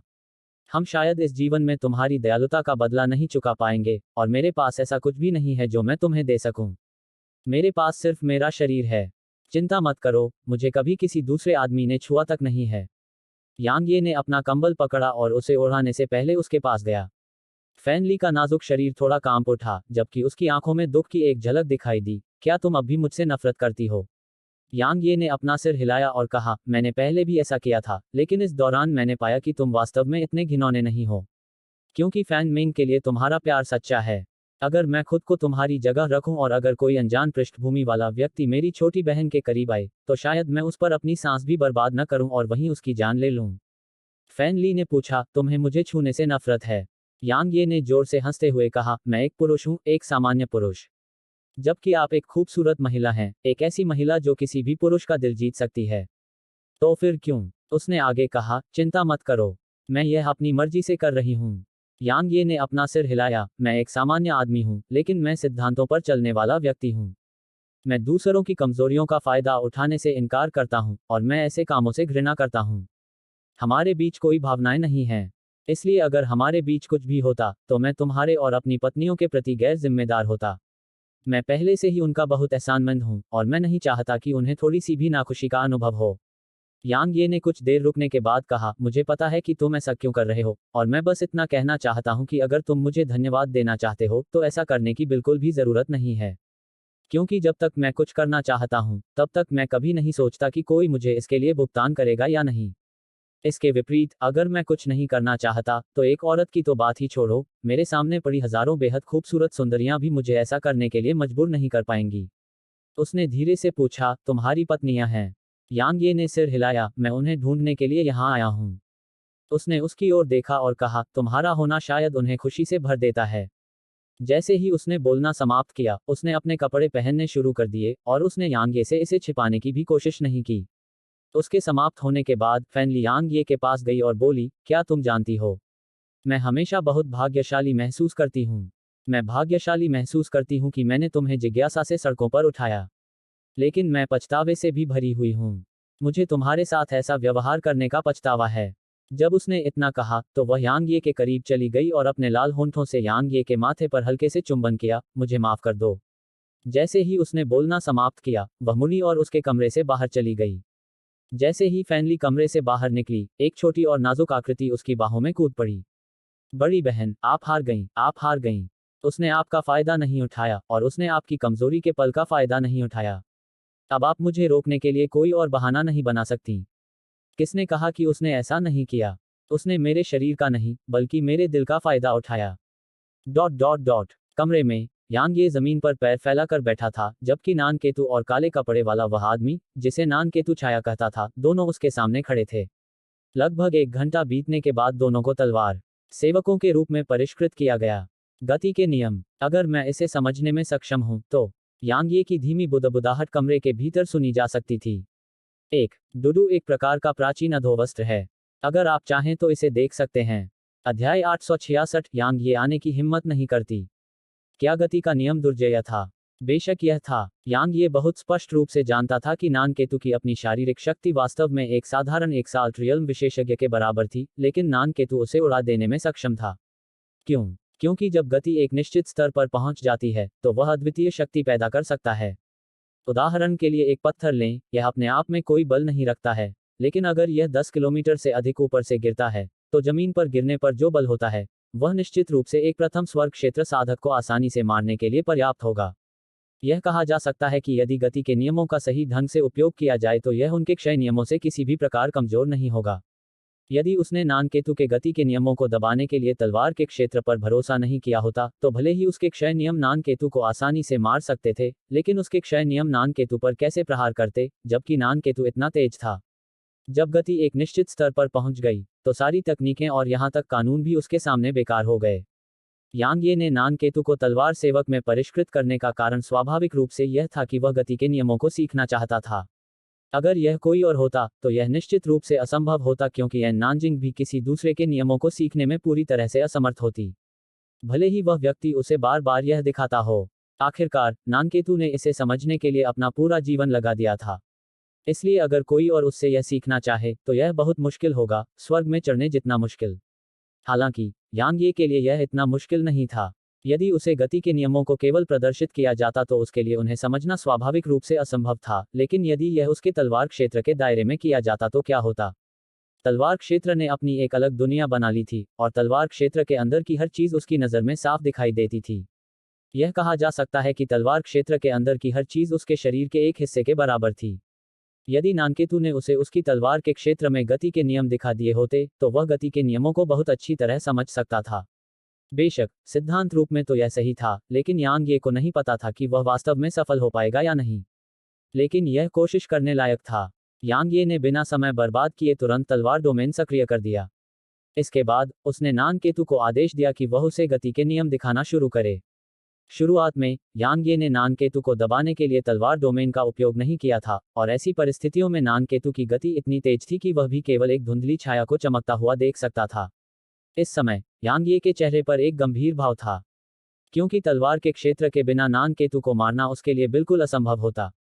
जब तक उसकी तलवार की मंशा अभी भी 13वें स्तर पर नहीं थी, तब तक वह अपने तलवार के इरादे का उपयोग अपने आसपास के स्थान को बंद करने के लिए कर सकता था। अन्यथा नानकेतु को मारना तो दूर, उसे भी मार दिया जा सकता था। मुझे गति के नियमों को समझना होगा। अगर मैं सफल हो गया तो क्या कोई उच्च पद का अर्धसंत भी मेरा कुछ नहीं बिगाड़ पाएगा। यांग ये की आंखों में दृढ़ निश्चय की चमक थी, और नानकेतु उसके आदेशों के तहत धीमा और धीमा होता गया। ऐसा लग रहा था जैसे नानकेतु की गति 100 गुना से भी ज्यादा धीमी हो गई हो। यांग ये ने नानकेतु को ध्यान से देखा और किसी भी विवरण को अनदेखा नहीं किया। चूंकि उसके पास तलवार का क्षेत्र था, इसलिए वह नानकेतु द्वारा गति के नियमों का उपयोग करते समय की गई सूक्ष्म हरकतों को पूरी तरह और स्पष्ट रूप से महसूस कर सकता था। इसके अलावा वह आसपास के बदलावों को महसूस कर सकता था, और नानकेतु द्वारा गति के नियमों को सक्रिय करने के बाद कई अन्य बदलाव भी। यह सब उसे ऐसा लग रहा था जैसे वह खुद ही अनुभव कर रहा हो। नैनकेतु की गति धीमी से तेज हुई। बाद में यह फिर तेज से धीमी हुई, और फिर धीमी से फिर तेज हुई। यांग यी का हाव भाव लगातार बदल रहा था। पहले तो उसके चेहरे पर बेतहाशा खुशी थी, फिर भी उसकी भौहें सिकुड़ने में देर नहीं लगी, और फिर वह एक बार फिर बहुत खुश हुआ और फिर से भौहें सिकोड़ लीं। दाओ आदेश। दाओ ऑर्डर पाइन प्रीफेक्चर के सबसे दक्षिणी इलाके में एक पर्वत श्रृंखला पर रहता था, और पर्वत श्रृंखला एक विशाल ड्रैगन की तरह थी जो क्षेत्र में कुंडलित थी। ऊपर आसमान में एक ऊंचा और विशाल पर्वत तैर रहा था। हालांकि पर्वत उल्टा था, जिसकी चोटी जमीन की ओर थी और एक गोलाधार हवा में था। यह बिल्कुल असीम लग रहा था, और यह एक विशाल तलवार की तरह था जिसे जमीन में घोंप दिया गया था। यह एक बहुत ही शानदार नज़ारा था। वहां एक बहुत लंबी पत्थर की सीढ़ी थी जो पहाड़ को जमीन से जोड़ती थी, और यह दाओ ऑर्डर की प्रसिद्ध क्लाउड असेंशन सीढ़ियां थी। वे कोई साधारण सीढ़ियां नहीं थीं। प्राचीन तलवार स्कूल की नए शिष्यों के लिए आवश्यकता यह थी कि वे 16 वर्ष की आयु में कम से कम तलवार की मंशा का छठा स्तर प्राप्त कर सकें। हालांकि दाओ ऑर्डर की आवश्यकता क्लाउड असेंशन सीढ़ियों से संबंधित थी। जो कोई भी दाओ ऑर्डर में शामिल होना चाहता था, उसे क्लाउड असेंशन सीढ़ियां चढ़नी पड़ती थीं। सीढ़ियों पर 5 परीक्षण थे जो दाओ आदेश के संस्थापक पूर्वज द्वारा छोड़े गए थे, और उन्होंने क्रमशः इच्छाशक्ति, स्वभाव शक्ति, हृदय और दाओ का परीक्षण किया था। सम्राट क्षेत्र से नीचे का कोई भी व्यक्ति जो इच्छाशक्ति और स्वभाव की परीक्षा पास कर सकता है, वह दाओ आदेश का बाहरी दरबारी शिष्य बन सकता है, और वे शक्ति की परीक्षा पास कर सकते हैं, फिर वे आंतरिक दरबारी शिष्य बन सकते हैं। यदि हृदय की परीक्षा भी पास हो जाती है, तो वह व्यक्ति दाओ आदेश के गुरु का निजी शिष्य बन सकता है। दाओ की परीक्षा के लिए दाओ ऑर्डर के मास्टर्स के अलावा कोई भी नहीं जानता था कि दाओ की परीक्षा पास करने के लिए क्या पुरस्कार थे। क्योंकि जब से दाओ ऑर्डर के संस्थापक पूर्वज ने ये परीक्षाएं बनाई थीं, तब से कोई भी दाओ की परीक्षा पास नहीं कर पाया था।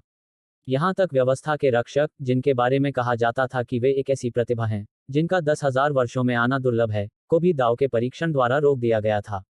क्लाउड असेंशन सीढ़ियों के सबसे निचले पायदान पर एक पैरगोला था, और इसे विशेष रूप से दाओ ऑर्डर द्वारा बनाया गया था। कारण के लिए, यह स्वाभाविक रूप से उन प्रतिभाशाली लोगों के लिए सीढ़ियों पर चढ़ने का प्रयास करने से पहले आराम करने के लिए एक जगह के रूप में उपयोग करने के लिए तैयार किया गया था। कुछ लोग पहली बार असफल हो गए, इसलिए उन्होंने दूसरी या तीसरी बार प्रयास किया। कई लोग तो ऐसे भी थे जो 100 से ज्यादा बार असफल हुए, लेकिन कुछ ऐसे भी थे जो सफल भी हुए। जब वे सफल होते, इसका मतलब था कि दाओ ऑर्डर को एक और संभावित शिष्य मिल जाएगा। दाओ ऑर्डर के विरोधी में, इसने किसी भी संभावित शिष्य को जाने से मना कर दिया, क्योंकि ऐसे लोग जिन्होंने सफल होने के लिए कई बार प्रयास किया, उनमें आमतौर पर उन लोगों की तुलना में अधिक क्षमता होती है जो पहली कोशिश में ही सफल हो गए। इस समय परगोला में अनगिनत किसान थे। यह सिर्फ वहां ही नहीं था, बल्कि इसके आसपास का क्षेत्र भी अनगिनत लोगों से भरा हुआ था। वे पूरे प्रीफेक्चर से आए थे, और वे स्वाभाविक रूप से यांग यी और दाओ ऑर्डर के प्रतिभाशाली लोगों के बीच लड़ाई देखने के लिए यहाँ आए थे। यांग यी ने कहा था कि वह दाओ ऑर्डर की युवा पीढ़ी के सभी प्रतिभाशाली लोगों को चुनौती देने आएगा, और पूरे प्रीफेक्चर में हर कोई इसके बारे में जानता था। इसलिए जो कोई भी साधक था, वह इस तरह के भव्य आयोजन को बिल्कुल भी मिस नहीं करना चाहता था। आखिर शक्तिशाली विशेषज्ञों के बीच लड़ाई दिलचस्प कैसे नहीं हो सकती? क्या तुम्हें लगता है कि यांग ये दाओ ऑर्डर के सभी प्रतिभाशाली लोगों को हरा पाएगा? अगर वह ऐसा कर सकता है, तो दाओ ऑर्डर अब प्रीफेक्चर में अपना सिर ऊंचा नहीं रख पाएगा।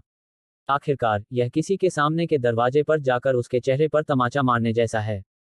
अगर वह ऐसा नहीं कर सकता, तो प्राचीन तलवार विद्यालय तलवार दाव में एक असाधारण प्रतिभा खो देगा। इसके अलावा यह प्राचीन तलवार विद्यालय होगा जो अपमान और बदनामी झेलेगा, क्योंकि यांग ये ने जो चुनौती दी थी उसमें वह हार गया, और यह अपमान को आमंत्रित करने के बराबर है। मुझे लगता है कि चूंकि यांग ये ने इस तरह से शेखी बघारने की हिम्मत की है, तो उसे अपनी क्षमता पर पूरा भरोसा है। इसके अलावा युद्ध में अपनी पिछली उपलब्धियों के आधार पर उसके पास घमंडी होने की क्षमता है। लेकिन प्लेटिनम रैंक संप्रदाय के रूप में दाओ ऑर्डर विशेषज्ञों से भरा हुआ है। यांग ये के लिए इसे इस तरह से मुंहतोड़ जवाब देना मुश्किल नहीं है। अगर वह नहीं आया तो क्या होगा? अचानक किसी ने ये शब्द कहे और आसपास का माहौल एकदम शांत हो गया। काफी समय बीतने के बाद किसी ने धीरे से कहा, अगर वह नहीं आएगा, तो प्राचीन तलवार स्कूल पूरी तरह से अपमानित होगा। बाकी लोगों ने जवाब में सिर हिलाया। अगर यांग ये आए, तो कोई भी प्राचीन तलवार स्कूल के बारे में कुछ नहीं कहेगा, भले ही वह हार जाए। इसके विपरीत उन्हें लगेगा कि प्राचीन तलवार स्कूल के शिष्य बहादुर थे। लेकिन अगर वह नहीं आया, तो यह स्पष्ट था कि प्राचीन तलवार स्कूल कितना अपमानित होगा।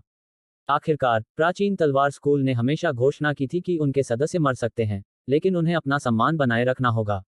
लेकिन ऐसे ही धीरे धीरे समय बीतता गया और दोपहर हो गई। प्राचीन तलवार स्कूल का कोई भी शिष्य नहीं आया। यांग ये की तो बात ही छोड़िए। फिर भी वे सभी शांत और संयमित रहे। आखिरकार अभी दोपहर ही थी और अभी भी बहुत समय बचा था। पलक झपकते ही दोपहर हो गई, फिर भी यांग ये कहीं नजर नहीं आया। यांग ये की तो बात ही छोड़िए, प्राचीन तलवार स्कूल का एक भी शिष्य कहीं नजर नहीं आया। क्या यांग ये डर गया है? यह शायद असंभव है। मैंने उसे उस दिन देखा था। उसके बाल सफेद थे, चेहरा क्रूर था और वह बहुत घमंडी था। मैं उसे कैसे भी देखूं, वह ऐसा नहीं लगता कि उसे डर का मतलब पता हो। चूंकि वह अभी तक नहीं आया है, तो शायद उसे किसी कारण से देरी हुई होगी। शायद प्राचीन तलवार स्कूल ने उसे आज यहां आने से मना कर दिया है। उसने तलवार के क्षेत्र को समझ लिया है, इसलिए वह निश्चित रूप से भविष्य में एक अद्वितीय विशेषज्ञ बन जाएगा। अगर वह यहां आता है और यहां गिर जाता है, तो क्या प्राचीन तलवार स्कूल को भारी नुकसान नहीं होगा?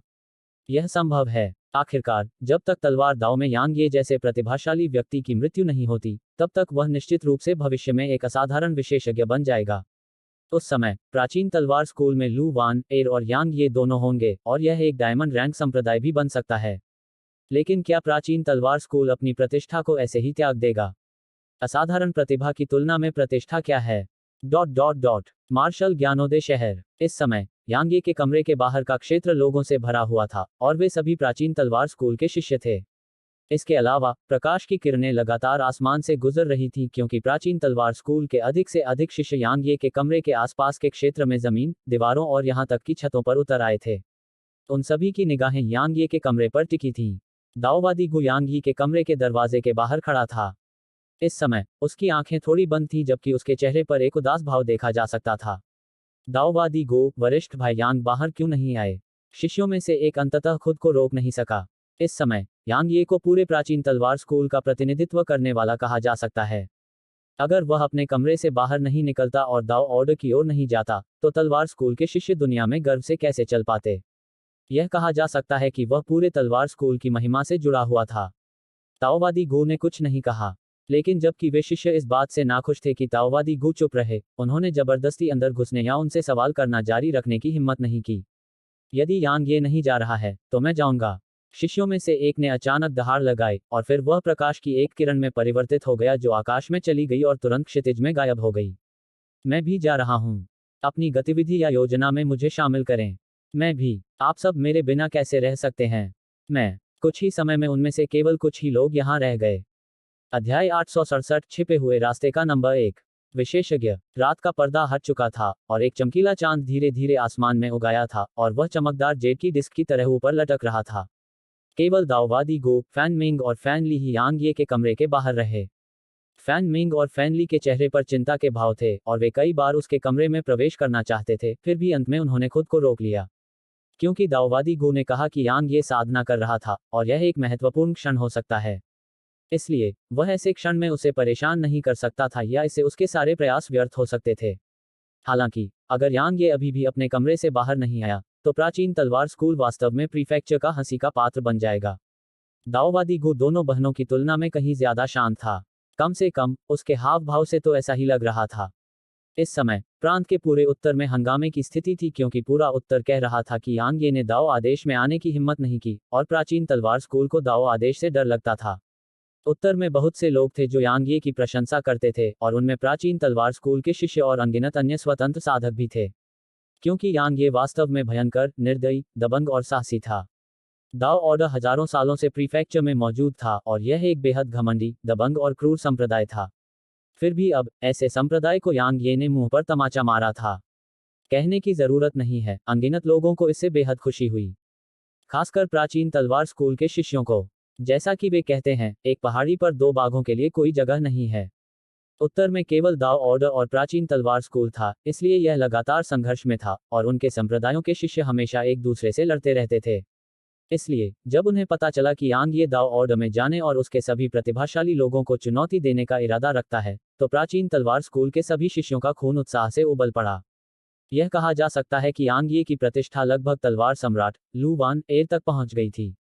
चूंकि कुछ लोग उनकी प्रशंसा करते थे, तो स्वाभाविक रूप से कुछ लोग उन्हें तुच्छ समझते थे और जहां आशा थी, वहां निराशा भी थी। क्योंकि यांग ये ने खुद को दाओ ऑर्डर में नहीं दिखाया था, इसलिए जो लोग कभी उसकी प्रशंसा करते थे, वे तुरंत उसके प्रति तिरस्कार और निराशा महसूस करते थे।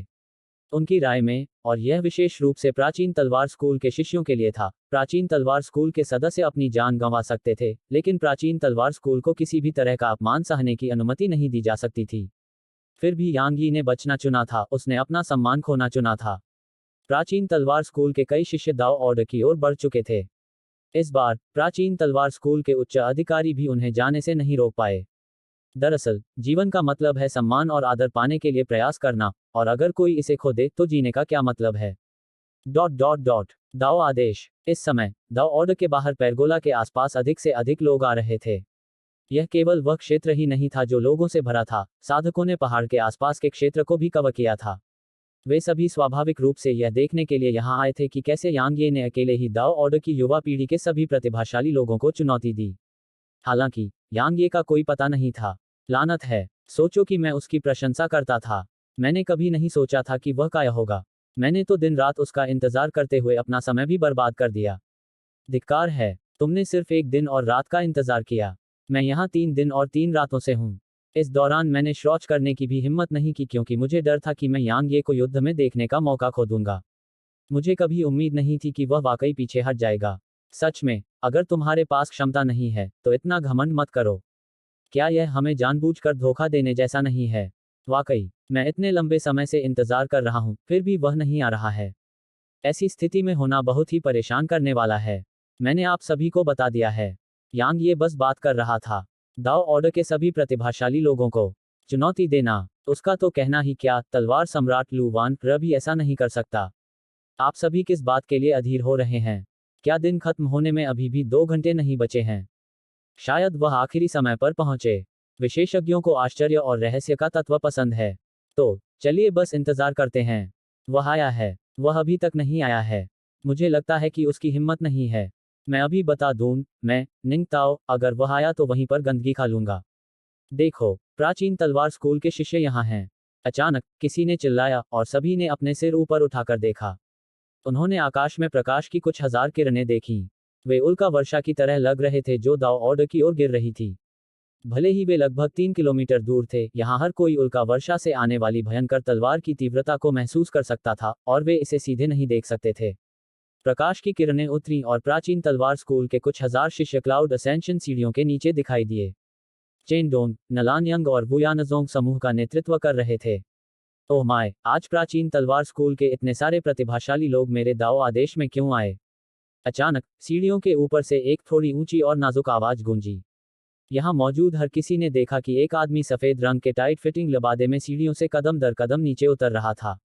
उस आदमी का फिगर बहुत ही दुबला पतला था और उसने जो टाइट फिटिंग लबादा पहना था उससे उसकी कमर भी दिख रही थी, जो एक महिला की कमर की तरह पतली और घुमावदार थी।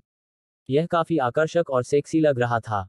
आदमी के चेहरे पर पाउडर की एक मोटी परत थी और उसके होंठ खून की तरह लाल थे। आदमी का चलने का तरीका भी बहुत अजीब था। यह बिल्ली की चाल जैसा था और यह बहुत फुर्तीला था। मेकअप में लिपटी, सेक्सी और आकर्षक। उसे देखते ही हर किसी पर यही पहली छाप पड़ी। वह आदमी सीढ़ियों से नीचे उतरा, चेन-डोंग और बाकी लोगों पर नजर डाली और फिर बोला, तुम में से कौन यांग ये है? जल्दी से आगे बढ़ो ताकि मैं देख सकूं कि तुम किस तरह के असाधारण व्यक्ति हो जो मेरे दाव ऑर्डर के प्रतिभाशाली लोगों को लगातार मार सकते हो।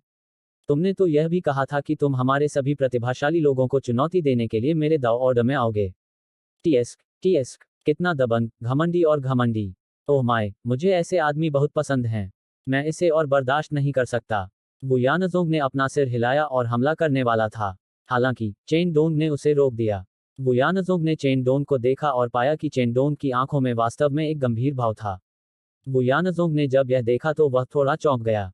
आखिर यह कौन है जिसने चेन डोंग को इतना गंभीर भाव प्रकट करने पर मजबूर कर दिया? चेन डोंग ने धीमी आवाज में पूछा, आप वांग यन्यांग हैं? उस आदमी की आंखों में आश्चर्य की एक झलक उभरी और उसने कहा, क्या तुम मुझे पहचानते हो?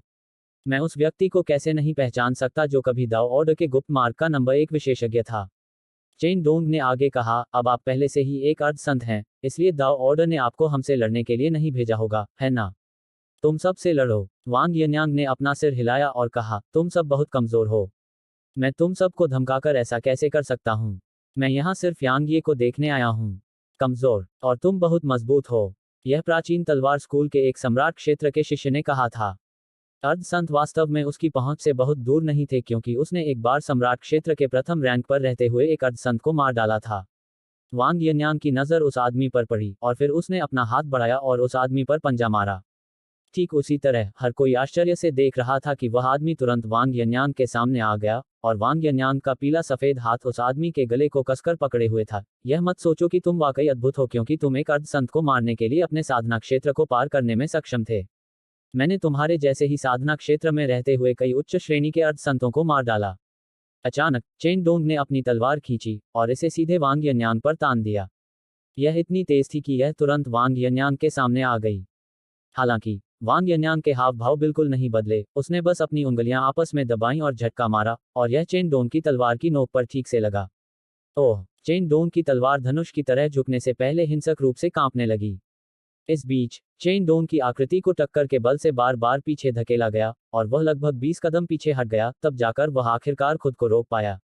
दरार, हड्डियां टूटने की स्पष्ट और मधुर ध्वनि गूंज उठी। सबने देखा कि वांग यन्यांग ने प्राचीन तलवार स्कूल के उस शिष्य की गर्दन तोड़ दी थी। वांग यन्यांग ने लापरवाही से लाश को फेंक दिया और कहा, तुम्हारा इरादा मेरे दाओ आदेश की प्रतिभाओं को चुनौती देने का है। क्या तुम्हें सबकी हंसी का पात्र बनने का डर नहीं है? अगर उन बुरे लोगों ने मुझे तुम सबको धमकाने से नहीं रोका होता तो मैं अब तक तुम सबका सफाया कर चुका होता। जब वह इतना बोल गया तो उसने प्राचीन तलवार स्कूल के अन्य लोगों की ओर ठंडी निगाह से देखा और कहा, क्या तुम लोग असंतुष्ट हो? मुझे काटो। वांग यन्यांग, तुम इतने बेशर्म कब हो गए? अचानक एक रोशनी की किरण चमकी और फिर एक अधेड़ उम्र का आदमी यहां आ पहुंचा। वांग यन्यांग ने अधेड़ उम्र के आदमी की ओर देखा और कहा, मैं सोच रहा था कि यह कौन है, तो यह शी सेंशुई है। ओह माय, प्राचीन तलवार स्कूल क्या करने का इरादा रखता है? क्या यह मेरे दाव आदेश को कुचलने के बारे में सोच रहा है? मैं बहुत भयभीत हूँ। शी सांशुई ने वांग यन्यांग पर ठंडी नजर डाली और फिर वह प्राचीन तलवार स्कूल के शिष्यों को देखने के लिए मुड़ा, आप सभी अभी वापस लौट जाएं। अरे, वे वापस जा रहे हैं। इस बीच वांग यन्यांग ने कहा, क्या आपके प्राचीन तलवार स्कूल के शिष्य मेरे दाव आदेश के शिष्यों के साथ युद्ध करने नहीं आए थे? वे अब क्यों जा रहे हैं? क्या ऐसा हो सकता है कि आप सभी डरे हुए हैं? या शायद आपको लगता है कि आप मेरे दाव आदेश से कमतर हैं? प्राचीन तलवार स्कूल के उन शिष्यों के भाव तुरंत उग्र हो गए। वांग यन्यांग मुस्कुराया और कहा, तीसरे, चौथे, यहाँ आओ और प्राचीन तलवार स्कूल के प्रतिभाशाली लोगों की ताकत का अनुभव करो। ओह, यह सिर्फ एक मुकाबला है, इसलिए तुम दोनों कमीनों को अपनी ताकत का बहुत ज्यादा इस्तेमाल नहीं करना चाहिए। तुम्हें उन्हें जिंदा रखना चाहिए, नहीं तो अगर वे हताश हो गए और हमारे दाव ऑर्डर को नष्ट करने का फैसला किया तो हम मुश्किल में पड़ जाएंगे। जैसे ही वांग यन्यांग ने बोलना समाप्त किया, लिनन के कपड़े पहने दो व्यक्ति यहां आ पहुंचे। एक सम्राट क्षेत्र में था, जबकि दूसरा उत्कृष्ट क्षेत्र में था। सम्राट क्षेत्र के व्यक्ति ने प्राचीन तलवार स्कूल के सदस्यों पर नजर डाली और फिर कहा, जब तक आप सम्राट क्षेत्र में हैं, आप मुझसे एक एक करके लड़ सकते हैं या फिर एक साथ भी लड़ सकते हैं। दूसरे आदमी ने उनकी तरफ एक नजर भी नहीं डाली और सीधे बोल पड़ा, मुझे समय बर्बाद करना पसंद नहीं है। आप सभी लोग एक साथ मिलकर मुझसे लड़ सकते हैं। आसपास कोलाहलपूर्ण शोर गूंज उठा। कुछ ही क्षण बाद प्राचीन तलवार स्कूल के एक शिष्य ने हमला कर दिया। मार्शल ज्ञानोदय शहर। यांग ये के कमरे का दरवाजा अचानक खुला और फिर यांग ये अंदर से भागकर बाहर आया। वह भागते हुए जोर से हंसा, हा हा हा। तो यह वही था, तो यह वही था, तो वह। यह मेरी गांड है। दाओइस्ट गो अचानक दहाड़ा, मैं दिन रात तुम्हारा इंतजार कर रहा हूं। बकवास बंद करो और अभी जाओ। मुझे उम्मीद है कि तुम्हारे पास अभी भी समय होगा। जैसे ही उसने बोलना समाप्त किया, दाओवादी गू ने अपना दाहिना हाथ हिलाया और फिर एक स्थानिक दरार उनके सामने प्रकट हुई। उसके बाद उसने यांग यी को पकड़ लिया और उसे स्थानिक दरार में फेंक दिया। दाओ आदेश। इस समय प्राचीन तलवार स्कूल के सदस्य क्लाउड असेंशन सीढ़ियों के नीचे तीसरे और चौथे के साथ तीव्र लड़ाई में थे। तीसरा मोनाक दायरे में था और उसका प्रतिद्वंद्वी नलन यंग था। वे दोनों लंबे समय से युद्ध में उलझे हुए थे। नलन यंग एक वंचित स्थिति में थी और वह उसके साथ युद्ध में मुश्किल से ही अपनी जमीन पर टिक पा रही थी। जहां तक का प्रश्न है, उसके पास जमीन पर लगभग 20 लाशें पड़ी थीं और वे सभी प्राचीन तलवार स्कूल के शिष्यों की थीं। टकराना। प्राचीन तलवार स्कूल के एक एक्साल्ट रियल्म साधक को उड़ते समय विस्फोट हो गया और फिर उसका शरीर हवा में ही फट गया और खून की वर्षा में बदल गया। बहुत कमजोर। चौथे ने अपना सिर हिलाया और कहा, यांग ये नहीं आया, इसलिए समय बर्बाद करना बंद करो और बस सब मिलकर मुझसे लड़ो। अरे अरे। प्राचीन तलवार स्कूल के एक साथ दायरे के शिष्य वास्तव में एक भयानक स्थिति में हैं। वास्तव में कोई भी ऐसा व्यक्ति नहीं है जो दाओ ऑर्डर के चौथे व्यक्ति का मुकाबला कर सके। इसके अलावा उनमें से कोई भी उसकी 3 चालों का भी विरोध करने में सक्षम नहीं था। अरे अरे। क्या प्राचीन तलवार स्कूल के पास एक साथ दायरे में कोई भी सक्षम व्यक्ति नहीं है? क्या वे इन लोगों को उनके विनाश की ओर भेजने पर अड़े रहेंगे? उनके पास कोई योग्य व्यक्ति कैसे नहीं हो सकता? क्या यांग ये उनमें से एक नहीं है? यांग ये, उसका जिक्र भी मत करो, वह तो बस एक काया है जो मौत से डरता है। अगर वह हिम्मत करके आता तो यहाँ होता, लेकिन वह अभी तक नहीं आया है। शायद उसे यहाँ आकर मरने से डर लगता है। अफसोस, कितनी अफसोस की बात है। प्राचीन तलवार स्कूल के ये शिष्य स्पष्ट रूप से जानते हैं कि वे उसके सामने कुछ नहीं कर सकते, फिर भी वे उससे लगातार लड़ने पर जोर देते हैं। यह सब उस आदमी यांग यी की गलती है। अगर तुम खुद आने की हिम्मत नहीं कर सकते, तो बड़ी बड़ी बातें मत करो। अब उसने शेख ही बघारी लेकिन नहीं आया और इसने प्राचीन तलवार स्कूल के इन अन्य सदस्यों को अपनी जान देने के लिए मजबूर कर दिया। मैं वास्तव में ऐसे व्यक्ति को नीची नज़र से देखता हूँ। शायद उसे किसी बात की वजह से देरी हो गई थी। आखिरकार यांग ये ऐसा व्यक्ति नहीं लगता जो मौत से डरता हो, चाहे आप उसे किसी भी नज़र से देखें। अगर वह आया तो मैं निंगताओ 5 किलोग्राम मल खा जाऊंगा। अचानक उस आदमी के सामने का स्थान जोर से कांप उठा जिसने ये शब्द कहे थे और फिर वहां एक दरार दिखाई दी। उसके बाद उस दरार के भीतर से एक आदमी को बाहर फेंक दिया गया। यहां मौजूद हर कोई दंग रह गया। मैं कहाँ हूँ? आदमी ने आसपास की ओर देखा और थोड़ा चकित हो गया। वह यांग ये है, वह यांग ये है। किसी ने अचानक उस आदमी की ओर इशारा किया और खुशी और उत्साह से जोर से दहाड़ा। यांग ये। यहाँ उपस्थित सभी लोगों की नजरें उस आदमी की ओर उठ गईं। वह स्वाभाविक रूप से यांग ये था। इस समय वह वास्तव में काफी चकित था, क्योंकि वह अपने कमरे से बाहर निकला था उसके चारों ओर की दुनिया घूमने से पहले, और फिर वह यहाँ आ गया था। यांग ये को कुछ याद आ गया और उसने अचानक उस आदमी निंगताओ को पकड़ लिया जो उसके सामने खड़ा था और कहा, अभी क्या समय हो गया है? निंगताओ ने घबराते हुए कहा, यह लगभग भोर हो गई है। लगभग भोर हो गई है। यांग ये स्तब्ध रह गया और फिर उसके चेहरे के भाव बदल गए। भाड़ में जाओ, मैं देर से जा रहा हूँ। दाओ ऑर्डर के वे कमीने यह नहीं सोचेंगे कि मैं उनसे डरता हूँ, है ना? दाओ ऑर्डर किस दिशा में है? निंगताओ अवाक रह गया। यांग ये ने भौहें से कुढ़ी और फिर उसने आसपास के माहौल पर नजर डाली। अचानक उसने चेन डोंग और वू यानजोंग को देखा। अगर यांग ये को अभी भी समझ में नहीं आया कि वह अब कहाँ है, तो वास्तव में उसकी बुद्धि में कोई समस्या होगी। यांग ये की नज़र प्राचीन तलवार स्कूल के शिष्यों की लाशों पर पड़ी और बहुत समय बीतने के बाद उसने अपनी नज़र हटा ली। उसके बाद उसने प्राचीन तलवार स्कूल के अन्य सदस्यों की ओर देखा और कहा, मैं माफी मांगने की कोशिश नहीं करूंगा। मैं प्राचीन तलवार स्कूल के हर एक व्यक्ति की जान के बदले में 2 लोगों की जान लेकर दाओ ऑर्डर को दंडित करूंगा, ठीक है? काफी देर तक मौन रहने के बाद तलवार विद्यालय के एक शिष्य ने आगे आकर कहा, यदि आप ऐसा कर सकते हैं तो मैं भविष्य में भी आपको वरिष्ठ भाई कहूंगा और आपकी हर आज्ञा का पालन करूंगा। मैं भी। अपनी गतिविधि या योजना में मुझे शामिल करें। मुझे यांग ये देर से आए थे और प्राचीन तलवार स्कूल के कुछ दर्जन शिष्य गिर गए थे, इसलिए वे स्वाभाविक रूप से अपने दिलों में नाराज थे। जबकि वे जानते थे कि यांग ये शायद किसी कारण से देरी से आए थे, यह एक निर्विवाद तथ्य था कि तलवार स्कूल ने अपने कुछ दर्जन शिष्यों को खो दिया था। हालांकि यांग ये को देखकर उनके दिलों में नाराजगी काफी हद तक दूर हो गई थी। आखिरकार वह आ गया था। चेन डोंग और वू यानजोंग यांग ये के पास गए और फिर चेन डोंग ने यांग ये के कंधे पर थपथपाया और कहा, सावधान रहो, उस आदमी की ताकत नानकेतु से भी ज्यादा है। वू यानजोंग ने भी कहा, तुम्हारा मरना अच्छा नहीं है, अन्यथा हमारे प्राचीन तलवार स्कूल को इस बार न केवल भारी नुकसान उठाना पड़ेगा बल्कि यह पूरी तरह से अपमानित भी होगा। यांग ये ने ठहाका लगाया और फिर वह चौथे के पास गया और बोला, मेरे यहाँ आने से पहले दाओवादी गु ने कहा था कि मुझे दाओ ऑर्डर के शिष्यों को एक अच्छा सबक सिखाना चाहिए और किसी की जान न जाए, इसकी पूरी कोशिश करनी चाहिए। आखिरकार मैं यहाँ अपने और दाओ ऑर्डर के बीच की दुश्मनी को सुझाने आया हूँ।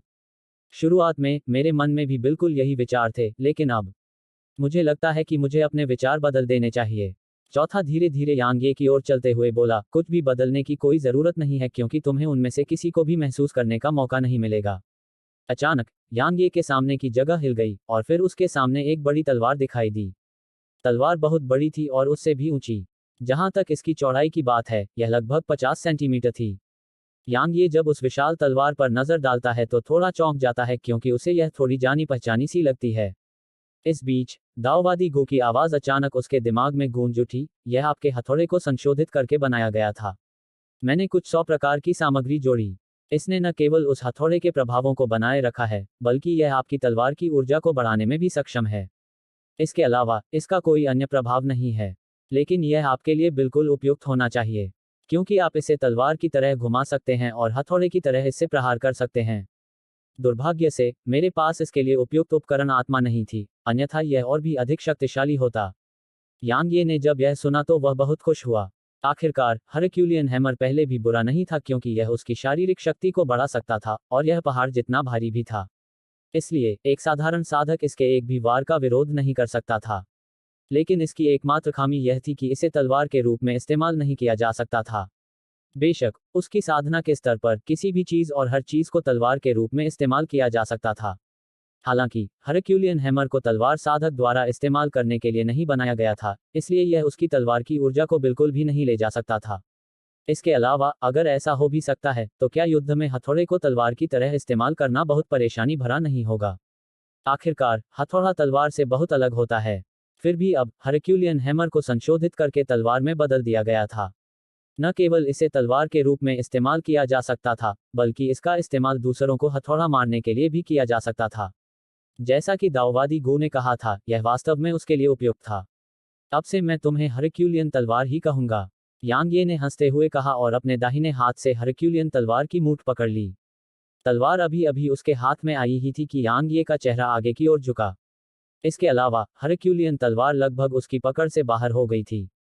यांग यी को आश्चर्य हुआ क्योंकि हरक्यूलियन तलवार बहुत भारी थी। तुम अपनी तलवार भी नहीं उठा सकते। इस बीच चौथे के मुंह के कोनों पर उपहास की एक झलक थी। यांग ये ने उस पर कोई ध्यान नहीं दिया। उसने तलवार की मूठ पर अपनी पकड़ मजबूत की और फिर उसे तेजी से उठाया। वह तलवार उठाने में सफल रहा था, लेकिन यह बहुत कठिन था। युद्ध में इसका इस्तेमाल करना तो दूर की बात है, उसके लिए चलना भी इस समय एक समस्या थी। दाओवादी गो ने इसमें क्या जोड़ा? यांग ये की त्वचा से ठंडा पसीना भी निकलने लगा था।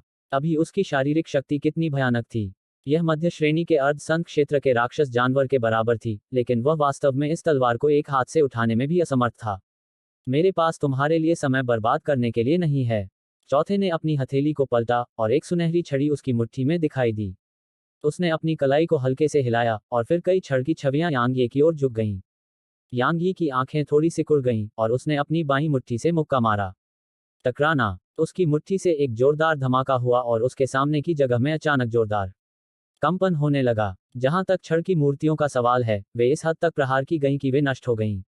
हालांकि जब वे छड़ की छवियां गायब हो गईं, तो चमकदार सुनहरे प्रकाश की एक किरण चमक उठी और फिर यांग ये के सामने एक सुनहरी छड़ी आ गई। यांग ये के हाव भाव में कोई बदलाव नहीं आया और उसने अपनी बाईं मुट्ठी से एक बार फिर मुक्का मारा। उसकी मुट्ठी रॉड की नोक से टकरा गई। टकराना। टक्कर के बिंदु से एक विस्फोट हुआ और फिर रॉड से शक्तिशाली बल की एक किरण निकली और यांग ये की मुट्ठी में घुस गई। यांग ये की अभिव्यक्ति अचानक बदल गई क्योंकि वह बार बार पीछे की ओर बढ़ा और आखिरकार रुकने से पहले उसने लगभग 10 कदम पीछे हट लिए। प्राचीन तलवार स्कूल के अन्य सभी शिष्यों के चेहरे पर उदासी छा गई जब उन्होंने यह दृश्य देखा और उनकी आंखों में सदमा भी दिखाई दिया। यांग ये का भौतिक शरीर अर्धसंत क्षेत्र में एक राक्षस जानवर के शरीर के बराबर था, इसलिए यह बिल्कुल भयानक था। हालांकि चौथे की छड़ी वास्तव में उसे पीछे धकेलने में सक्षम थी। यांग यी की भौहें थोड़ी सिकुड़ गईं जब उसने अपनी मुट्ठी पर नजर डाली और वास्तव में उसकी मुट्ठी पर एक दबा हुआ निशान था। उस क्षण में कुछ अजीब बात है। यांग ये की नजर छड़ पर पड़ी। छड़ से अचानक पहले एक शक्तिशाली बल निकला था और इसने उसे थोड़ा चौंका दिया था और उसे पीछे धकेल दिया था। इस बीच चौथे की आंखों में एक गंभीर भाव था और काफी समय बीतने के बाद उसने गंभीरता से कहा, जैसा कि उस व्यक्ति से उम्मीद थी जिसने शैडो और नान केतु को मार डाला। तुम्हारे तलवार क्षेत्र का तो जिक्र ही न करें, पूरे उत्तर में एक साथ दायरे में 5 से ज्यादा साधक तुम्हारा मुकाबला करने में सक्षम नहीं हैं, भले ही वे तुम्हारी शारीरिक शक्ति के विरुद्ध ही क्यों न हो। जब वह इतना बोल गया तो फोर्थ ने गहरी सांस ली और कहा, अगर हम जीवन और मौत की लड़ाई नहीं लड़ते हैं तो हम शायद कुछ दिन और रात लड़ सकते हैं। मुझे लगता है कि आपके पास इसके लिए समय नहीं है और न ही मेरे पास। तो क्यों ना हम एक ही चाल में जीवन और मृत्यु का फैसला कर लें। यांग ये ने अपना सिर उठाया और हवा में तैरते पहाड़ की ओर देखा और उसने कहा, क्या आप दाओ ओड में एक साथ दायरे में सबसे मजबूत हैं? चौथे ने अपना सिर हिलाया और कहा, मुझे दूसरा माना जा सकता है, लेकिन यह तुम्हें मारने के लिए पर्याप्त होना चाहिए। यांग ये ने जवाब दिया, अतीत में कई लोगों ने मुझसे यही कहा था, लेकिन अब वे सभी मर चुके हैं। चौथे के चेहरे पर अचानक एक क्रूर भाव उभर आया, मुझे लगता है कि इस बार मरने वाला तुम ही हो। यांग ये ने कहा, तो फिर आप इसे आजमाकर क्यों नहीं देखते? हा हा हा। चौथा अचानक हवा में उछला और फिर उसने ऊपर से यांग ये को देखा। यांग ये, क्या तुम्हारा शरीर बहुत मजबूत नहीं है? चलो मैं तुम्हें दिखाता हूं कि वास्तव में मजबूत शारीरिक शक्ति कैसी होती है। जैसे ही उसने बोलना समाप्त किया, फोर्थ ने अचानक अपनी सुनहरी छड़ी यांग ये की दिशा में हिला दी। जैसे ही ऐसा हुआ, सुनहरी छड़ अचानक रूपांतरित होने लगी और फिर एक विशाल सुनहरा ड्रैगन जो लगभग 3 किलोमीटर लंबा था, आकाश में प्रकट हुआ और उसने आसपास के क्षेत्र को अपनी छाया में ढक लिया। एक दिव्य ड्रैगन, यह एक उपकरण आत्मा है। चेन डोंग की आंखों में आश्चर्य था। गर्जन, विशालकाय ड्रैगन अचानक दहाड़ने लगा और आसमान से भयानक दबाव की बौछार होने लगी। आसपास के अनगिनत लोग दबाव से इस हद तक स्तब्ध हो गए कि वे लगातार कांपते हुए जमीन पर लेट गए। यांग ये, क्या तुम्हारी शारीरिक शक्ति बहुत भयानक नहीं है? आओ, इस दिव्य ड्रैगन के साथ मुकाबला करो। चौथे ने यांग ये को क्रूर भाव से देखा जबकि उसकी आंखों में पागलपन भर गया था। ड्रैगन, यांग ये थोड़ा हैरान था क्योंकि वह आसमान में विशालकाय अजगर को देख रहा था। क्या मुझे ड्रैगन से डर लगेगा? यह वही ड्रैगन है जिसे मुझसे डरना चाहिए, है ना? दिव्य ड्रैगन कितना शक्तिशाली था, यांग ये को पता नहीं था, लेकिन वह जानता था कि ड्रैगन पूर्वज निश्चित रूप से साधारण संत क्षेत्र विशेषज्ञों की तुलना में अधिक शक्तिशाली था। इसके अलावा, जबकि उसके सामने यह ड्रैगन शक्तिशाली था, यह स्पष्ट रूप से संत दायरे में नहीं था। यह अधिक से अधिक अर्ध संत दायरे के आसपास था। डेमो जानवर एक ऐसी जाति थी जो वास्तव में अपने वंश को महत्व देती थी, खास तौर पर जब बात उसी प्रकार के लोगों की आती थी। जब तक कि दानव जानवर की ताकत उसके पूर्वज से आगे निकलने में सक्षम न हो और उसके वंश को परिवर्तन से गुजरने की अनुमति न दे, अन्यथा उसी प्रकार के दानव जानवरों का वंश निश्चित रूप से उनके पूर्वज के वंश द्वारा दबा दिया जाएगा। क्योंकि अगर कोई दानव जानवर मजबूत बनना चाहता था तो वह मुख्य रूप से अपने वंश पर निर्भर करता था। यांग ये, आओ, इस दिव्य ड्रैगन के साथ शारीरिक शक्ति में प्रतिस्पर्धा करो। चौथे की क्रूर हंसी आसमान से गूंज उठी। गर्जन, जैसे ही चौथा बोला, विशाल ड्रैगन ने यांग ये पर फिर से दहाड़ लगाई और भयानक ड्रैगन का एक झुंड यांग ये की ओर दबाव बनाने लगा। जहां भी वह गुजरा, यहां तक कि अंतरिक्ष भी एक चौंकाने वाली हद तक कुचल गया और यह एक बिल्कुल आश्चर्यजनक दृश्य था। मुझ पर दहाड़ रहे हो? क्या तुम्हें लगता है कि तुम ही अकेले हो जो दहाड़ना जानते हो? यांग ये ने ठंडी हंसी में अपना मुंह खोला और अचानक दहाड़ने लगा। सभी दर्शक आश्चर्य से देख रहे थे कि आकाश में विशाल ड्रैगन वास्तव में यांग ये की दहाड़ से जमीन पर गिर गया। विशालकाय ड्रैगन जमीन पर गिर पड़ा और एक बहुत बड़ा छेद कर दिया और फिर वह छेद के अंदर ही लेट गया, जबकि उसकी बड़ी बड़ी आंखें भय से भरी हुई थीं। ऐसा लग रहा था जैसे उसने किसी भयानक चीज का सामना किया हो। दर्शक इस दृश्य को देखकर दंग रह गए। यांग ये ड्रैगन के सिर पर चढ़ गया। जब यांग ये के पैर उसके सिर पर पड़े तो उसकी आंखों में क्रोध की एक झलक दिखाई दी और वह भड़कने ही वाला था। हालांकि यांग ये ने अपना दाहिना पैर नीचे पटक दिया। टकराना, ड्रैगन की आकृति 50 मीटर से अधिक नीचे डूब गई तथा उसने चीखना भी शुरू कर दिया। यह ड्रैगन है, यह किंवदंती का सर्वोच्च दिव्य ड्रैगन है। जब उन्होंने ड्रैगन को जमीन पर सपाट लेटा हुआ देखा और यांग ये को अपने ऊपर कदम रखने दिया, तो यहाँ मौजूद हर कोई काफी हैरान रह गया, और इसमें चौथा, वांग यन्यांग और तीसरा भी शामिल था, जिन्होंने लड़ना बंद कर दिया था। आत्मसमर्पण करो या मर जाओ। यांग ये ड्रैगन के सिर पर खड़ा था और ऊपर से उसे देख रहा था, और उसकी आंखों में भावना का एक भी निशान नहीं था। एक दिव्य ड्रैगन के रूप में यह संभवतः एक मानव के अधीन कैसे हो सकता है? हालांकि इसने चौथे की मदद की, यह केवल एक उपकरण आत्मा के रूप में कार्य कर रहा था, और चौथे को इसकी मदद प्राप्त करने के लिए एक कीमत चुकानी पड़ी। हालांकि इससे पहले यह मानव वास्तव में चाहता था कि वह उसके अधीन हो जाए। यह कैसे संभव हो सकता है? गर्जन। अजगर ने अपना मुंह खोला और दहाड़ने लगा, और वह क्रोध से भर गया। हालांकि यांगे ने अपना दाहिना पैर उठाया और एक बार फिर नीचे गिरा। टकराना। यहां तक इसके तराजू भी तुरंत ही उड़ गए और यह 50 मीटर से भी ज्यादा नीचे डूब गया। हालांकि यह बहुत बड़ा था, इसलिए यांग ये अभी भी जमीन से ऊपर था। गर्जन। धरती के नीचे से उस विशाल अजगर की दहाड़ गूंज रही थी जिसमें दुख और क्रोध था। वह हमला करना चाहता था, लेकिन उस अवर्णनीय दबाव ने उसे बलपूर्वक दबा दिया। यांग ये ने ड्रैगन के सिर पर अपना पैर पटकते हुए कहा, मैं तुमसे समर्पण करने के लिए कहता हूं क्योंकि मैं तुम्हारी कीमत पहचानता हूं, लेकिन मैंने वास्तव में तुम्हारे जैसे अनगिनत लोगों को मार डाला है। इसलिए मैं तुम्हें एक आखिरी मौका देता हूं, या तो समर्पण करो या मर जाओ। यांग ये का पैर ड्रैगन के सिर पर दबाव डालने लगा और वह बोल रहा था। जैसे ही यांग ये का पैर उस पर दबा, उसके सिर के शल्क टूटने लगे और खून फव्वारे की तरह फूट पड़ा। तुम्हारी हिम्मत कैसे हुई? अचानक चौथा अपने सदमे से उबर गया। वह हवा में उछला और अपनी हथेलियां एक दूसरे के ऊपर रखकर यांग यी की दिशा में उन्हें दबाया। Grand flame palm. आग की लपटों की एक लहर ने तुरंत आसमान को ढक लिया, और फिर लपटें एक विशाल ताड़ के पेड़ में बदल गईं जो 300 मीटर से ज्यादा लंबा और चौड़ा था। ताड़ का पेड़ एक पल के लिए चुपचाप हवा में तैरता रहा, और फिर तेजी से ऊपर से नीचे की ओर गिरा। टकराना। जहां जहां से यह गुजरा, अंतरिक्ष टुकड़े टुकड़े होकर टुकड़ों में बदल गया और आसमान में एक बहुत बड़ा और लंबा ब्लैक होल दिखाई दिया। यह देखने में बेहद भयावह दृश्य था। यह कम से कम एक संत रैंक तकनीक है। यांग ये की आंखें थोड़ी सिकुड़ गईं, और उसने बिल्कुल भी लापरवाही नहीं बरती। उसने अपनी हथेली को पलटा, और एक दाव रैंक तलवार उसकी मुट्ठी में दिखाई दी। उसके भीतर की गहन ऊर्जा तुरंत उबलने लगी और फिर तलवार में बदल गई। नश्वर तलवार। यांग ये ने ड्रैगन के सिर पर अपना दाहिना पैर पटका, और फिर उसका आकार तुरंत प्रकाश की किरण में बदल गया जो आकाश में चली गई। टकराना। दर्शकों ने देखा कि प्रकाश की किरण विशाल ज्वलंत ताड़ के पेड़ से टकराए, और फिर कुछ क्षण के लिए सन्नाटा छा गया, इससे पहले कि प्रकाश की किरण उस ताड़ के पेड़ को चीरकर निकल गई। टकराना। जलती हुई हथेली हवा में ही फट गई, और ऊर्जा की असंख्य लहरें लगातार बाहर निकलीं और आकाश को ढक लिया। उसके बाद तलवारों की आवाजें और धमाके गूंजने लगे। लेकिन सारा शोर शांत होने में ज्यादा समय नहीं लगा और फिर आसमान से एक आकृति नीचे गिरी। यह चौथे का आंकड़ा था। रोशनी की एक किरण चमकी, और फिर यांग ये फिर से ड्रैगन के सिर पर उतरा। उसने थर्ड और वांग यन्यांग की ओर ठंडी निगाह से देखा और फिर कहा, अब आप अगला भेज सकते हैं। ओह। जैसे ही उन्होंने यांग ये की आवाज सुनी, प्राचीन तलवार स्कूल के अनगिनत शिष्यों की तलवारों से तलवारों की आवाजें गूंजने लगीं। तलवारों ने अपने गुरुओं की खुशी को महसूस किया था और वे खुशी से चीखने से खुद को नहीं रोक पाए। इस बीच पूरे प्रांत से आए साधक यांग ये के प्रदर्शन की सराहना करने से खुद को रोक नहीं पाए। तलवार साधक कैसा होता है? बिल्कुल ऐसा ही होता है। तलवार साधक ऐसा ही होना चाहिए। कितना भयानक। ठीक है, वह आदमी निंगताओ कहाँ है? क्या उसने नहीं कहा था कि अगर यांग ये आए तो वह 5 किलो मल खा जाएगा? वह कहाँ है? निंगताओ, अपना हुनर। अभी से बकवास खाना शुरू करो। निंगताओ के पास कहने को शब्द नहीं थे। वांग यन्यांग ने यांग ये को बहुत देर तक देखा और फिर कहा, तुम वाकई असाधारण हो। अगर मेरी साधना तुमसे ज्यादा नहीं होती, तो मैं वाकई तुम्हारे साथ युद्ध करना चाहता। हम न सिर्फ युद्ध में बल्कि बिस्तर पर भी युद्ध कर सकते हैं। बोलते हुए उसने यांग ये को आंख भी मारी। यांग ये को बहुत घृणा महसूस हुई। यह आपकी गलती नहीं है कि आप ऐसे हैं, लेकिन मुझे इस तरह से घृणा करने के लिए आप दोषी हैं। उफ। दूर खड़े कुछ दर्शक अपनी हंसी नहीं रोक पाए, लेकिन उनकी हंसी अचानक बंद होने में देर नहीं लगी, क्योंकि उनके सिर हवा में उड़ गए थे। यहाँ हर कोई हैरान था, यहाँ तक कि प्राचीन तलवार स्कूल के शिष्य भी हैरान थे। ऐसा इसलिए था क्योंकि उनमें से कई लोग यह भी नहीं देख पाए थे कि वांग यन्यांग ने कैसे हमला किया था। वांग यन्यांग ने यांग ये को देखा और कहा, तुमने क्या कहा?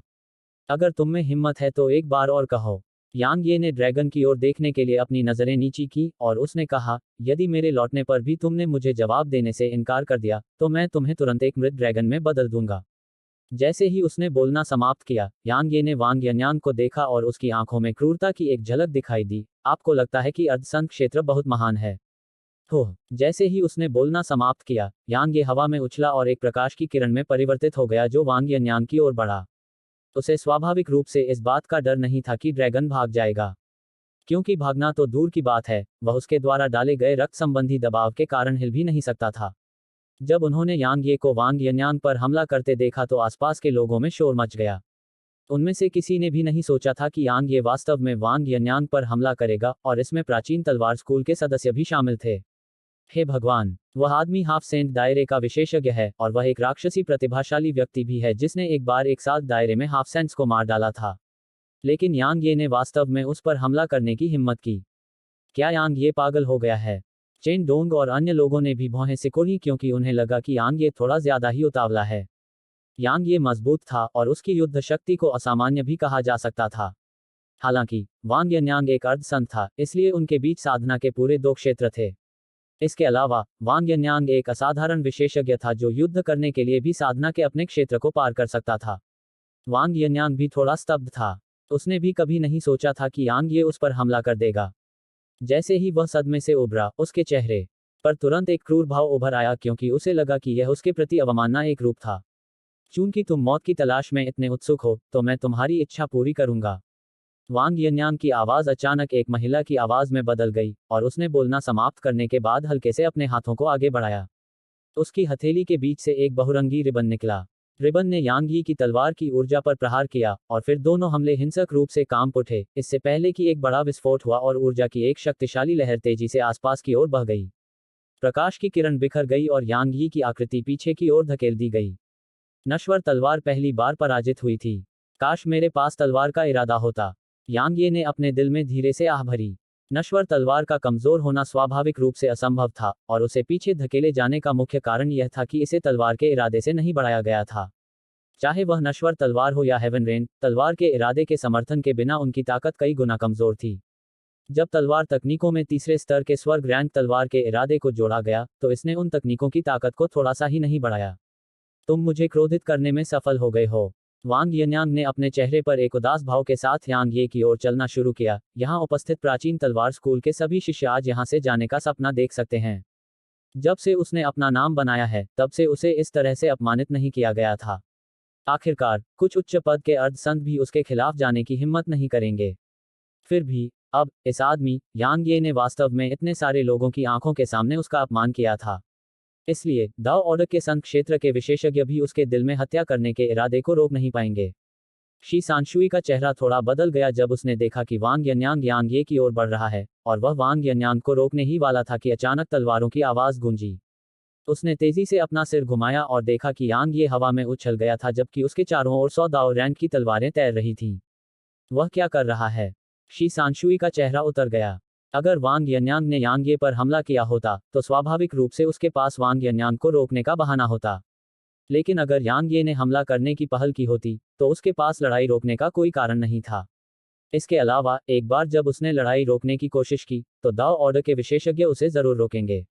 वांग यन्यांग ने ठंडे स्वर में कहा, आओ, मुझे देखने दो कि आखिर किस बात ने तुम्हें इतना आत्मविश्वास दिया कि तुम मुझे चुनौती देने की हिम्मत कर सके। यांग ये ने एक गहरी सांस ली और फिर उसने अपने दोनों हाथ हिलाए। भाइयों, मुझे अपनी तलवारें उधार दो। जैसे ही उसने बोलना समाप्त किया, अचानक कुछ हजार तलवारों की आवाजें गूंजने लगीं, और फिर कुछ हजार तलवारें हवा में उछलीं। प्राचीन तलवार स्कूल के शिष्यों द्वारा इस्तेमाल की जाने वाली तलवारें साधारण कैसे हो सकती हैं? व्यवहारिक रूप से उनमें से हर एक दाव रैंक पर था। यदि कोई और होता, तो शायद हजारों तलवारों को नियंत्रित करना मुश्किल होता, लेकिन कुछ हजार की तो बात ही छोड़िए, यहाँ तक 10,000 से अधिक तलवारें भी यांग यी के लिए कुछ नहीं थीं। हजारों तलवारें हवा में उछलीं और फिर यांग यी के चारों ओर चक्कर लगाने वाली प्रकाश की किरणों में बदल गईं। हालांकि वे तलवार की मंशा से नहीं बढ़ी थीं, लेकिन उन्होंने जो ताकत दिखाई वह बिल्कुल भी कमजोर नहीं थी। तलवार की एक शक्तिशाली आभा आसमान से बरस रही थी। प्राचीन तलवार स्कूल के शिष्य तुलनात्मक रूप से बेहतर स्थिति में थे क्योंकि वे इसका विरोध करने के लिए अपनी तलवार की मंशा पर भरोसा कर सकते थे, लेकिन देखने वाले साधक काफी बुरी स्थिति में थे और उनके सभी शरीर कांपने लगे थे। यह कहा जा सकता है कि यांग ये से निकली आभा पहले के ड्रैगन दबाव से कम नहीं थी। वांग यन्यांग ने कहा, आपकी तलवार नियंत्रण तकनीक खराब नहीं है, लेकिन अगर आप मुझे हराने के लिए इन घटिया तलवारों का उपयोग करने के बारे में सोच रहे हैं, तो मैं बस इतना ही कह सकता हूं कि आप दिवास्वप्न देख रहे हैं। जब वह इस बिंदु तक बोला, तो वह हवा में यांग ये की ओर चलना शुरू कर दिया और उसने कहा, मैंने सुना है कि आपने मैनबा को अपमानित करने के लिए इच्छा के जानवरों का इस्तेमाल किया था। अच्छा, बहुत अच्छा। चिंता मत करो, मैं तुम्हें एक पल में ऐसा ही अनुभव करने दूंगा। एक हमला। यांग ये ने अपनी उंगली बढ़ाकर वांग यन्यांग की ओर इशारा किया, अगर मैं तुम्हें एक हमले में नहीं मार सकता तो मैं अपने नाम का क्रम बदल दूंगा। एक हमला। हा हा हा। वांग यन्यांग अचानक जोर से हंसने लगा। उसकी आवाज बहुत अजीब थी क्योंकि वह एक पुरुष और एक महिला की आवाज के बीच बदलती रहती थी और यह बहुत तीखी और कानों को चुभने वाली थी। आसपास के अनगिनत लोग इससे बेहद असहज हो गए। वह कुछ देर तक हंसता रहा और फिर उसने यांग यी की ओर इशारा करते हुए कहा, एक हमला। यह वाकई पिछले 10,000 सालों का सबसे मजेदार मजाक है। जब वह इतना बोला तो उसकी आंखों में पागलपन और क्रूरता उभर आई। सेंट रियल्म विशेषज्ञों के अलावा प्रीफेक्चर में कोई भी मुझे नहीं मार सकता। यहाँ तक कि सेंट रियल्म विशेषज्ञ भी मुझे एक हमले में मारने में पूरी तरह से असमर्थ होंगे, फिर आप जैसे एक साल रियल में चींटी की तो बात ही छोड़िए। मैं आपको बता दूं, मैं बस चुप रहो, इससे मेरे रोंगटे खड़े हो रहे हैं। जैसे ही उसने बोलना समाप्त किया, उसके चारों ओर तलवारों से तलवारों की आवाज की लहर गूंज उठी और फिर प्रकाश की अनगिनत किरणें आगे की ओर बढ़ीं। वे बहुत तेज थीं और तुरंत वांग यन्यांग और खुद को घेर लिया। प्रकाश की किरणें एक दूसरे पर परतों में ओवरलैप हो गईं और इसने उन्हें एक विशाल पकौड़े की तरह पूरी तरह से ढक लिया। चींटी, मैं तुम्हें दिखाऊंगा कि एक सच्चा प्रतिभाशाली व्यक्ति कैसा होता है। वांग यन्यांग की तीखी आवाज प्रकाश की किरणों के भीतर से गूंजी। हालांकि अचानक वहां एक रहस्यमयी शक्ति प्रकट हुई और प्रकाश की गेंद के भीतर की आभा पूरी तरह से अलग हो गई। कोई भी यह नहीं समझ पाया कि वहां क्या हो रहा था। तलवार क्षेत्र, मैं आज तुम्हारे तलवार क्षेत्र को नष्ट कर दूंगा और मैं अनुमति दूंगा। कानून। वांग यन्यांग जो प्रकाश के गोले के भीतर से बोल रहा था, अचानक भय से एक तीखी चीख निकली और फिर उसकी आवाज अचानक बंद हो गई। प्रकाश के गोले के बाहर यहां सभी की निगाहें उसी पर टिकी थीं। काफी समय बीतने के बाद अचानक प्रकाश बिखर गया और तलवारें अपने मालिकों के पास वापस चली गईं। उसी समय एक आकृति आसमान से नीचे गिर पड़ी। यह वांग यन्यांग था। जब वह जमीन पर गिरने ही वाला था, तभी तेज हवा का झोंका आया और वांग यन्यांग की लाश तुरंत राख में बदल गई, जो हवा के साथ उड़ गई। वहां सन्नाटा था, चारों ओर मौत जैसा सन्नाटा था। वांग यन्यांग की ऐसे ही मृत्यु हो गई। वह वांग यन्यांग जिसने कभी उच्च पद के अर्ध संत को मारा था, एक उत्कर्ष क्षेत्र साधक के हाथों ऐसे ही मर गया। अपने साधना क्षेत्र को पार करके उच्च साधना क्षेत्र में किसी प्रतिद्वंद्वी को मारना कठिन नहीं था और यह विशेष रूप से प्रतिभाशाली लोगों के लिए कठिन था। हालांकि अपने साधना क्षेत्र को पार करके ऐसे प्रतिभाशाली व्यक्ति को मारना जो ऐसा ही कर सकता था, काफी भयानक था। वांग यन्यांग ऐसा अस्तित्व था क्योंकि वह उत्कर्ष क्षेत्र में रहते हुए अर्ध संतों को मारने में सक्षम था। तो हाफ सेंट दायरे में वह कितना भयानक होगा। हालांकि उसे एक एक साथ दायरे के साधक ने मार डाला था। तलवार स्कूल के सदस्य भी बेहद हैरान थे, क्योंकि उन्होंने कभी नहीं सोचा था कि यांग ये वास्तव में वांग यन्यांग को मार सकता है। हालांकि उन्हें नहीं पता था कि यांग ये ने ऐसा कैसे किया, लेकिन यह निश्चित रूप से तलवार स्कूल के लिए एक अच्छी बात थी। प्राचीन तलवार स्कूल के अनगिनत शिष्य जयकारे लगाने लगे, जबकि तलवारों की आवाजें आकाश में गूंजने लगीं। युवा पीढ़ी का पुरानी पीढ़ी से आगे निकल जाना कैसा लगता है? हमेशा एक महान प्रतिभावान व्यक्ति का होना कैसा लगता है? यह बिल्कुल वैसा ही है। किसी ने आह भरी। क्या आप सभी को लगता है कि यांग ये या लू वान एर अधिक शक्तिशाली है? यह लू वान र होनी चाहिए। उसे अब तक तीसरे स्तर की स्वर्ग रैंक तलवार की मंशा प्राप्त कर लेनी चाहिए थी, लेकिन यांग ये तो पहले स्तर पर भी नहीं है। मुझे लगता है कि यह लू वान र भी है। उसके पास शून्य तलवार का शरीर है और यह शरीर तलवार चलाने के लिए ही पैदा हुआ है। लेकिन यांग ये भी कमतर नहीं है। यांग ये धीरे धीरे ड्रैगन के सिर पर उतरा और फिर उसने आकाश में तैरते पहाड़ की ओर देखा और कहा, दाओ ऑर्डर और कौन? और कौन? और कौन? तलवार स्कूल के अनगिनत शिष्यों ने एक स्वर में चिल्लाया और उनकी आवाजें दुनिया भर में गूंज उठीं और लगातार गूंजती रहीं। काफी समय बीतने के बाद अचानक एक सफेद वस्त्र पहने बूढ़ा आदमी यांग ये के सामने प्रकट हुआ। यांग ये का दिल हिल गया क्योंकि यह एक संत क्षेत्र विशेषज्ञ था। बूढ़े आदमी ने धीमी आवाज में पूछा, तुमने उसे कैसे मारा? यांग ये बहुत ताकतवर था, बहुत ताकतवर। लेकिन अगर उसने तलवार का डोमेन सक्रिय भी कर दिया होता, तो भी यांग ये के लिए वांग यन्यांग को मारना असंभव था।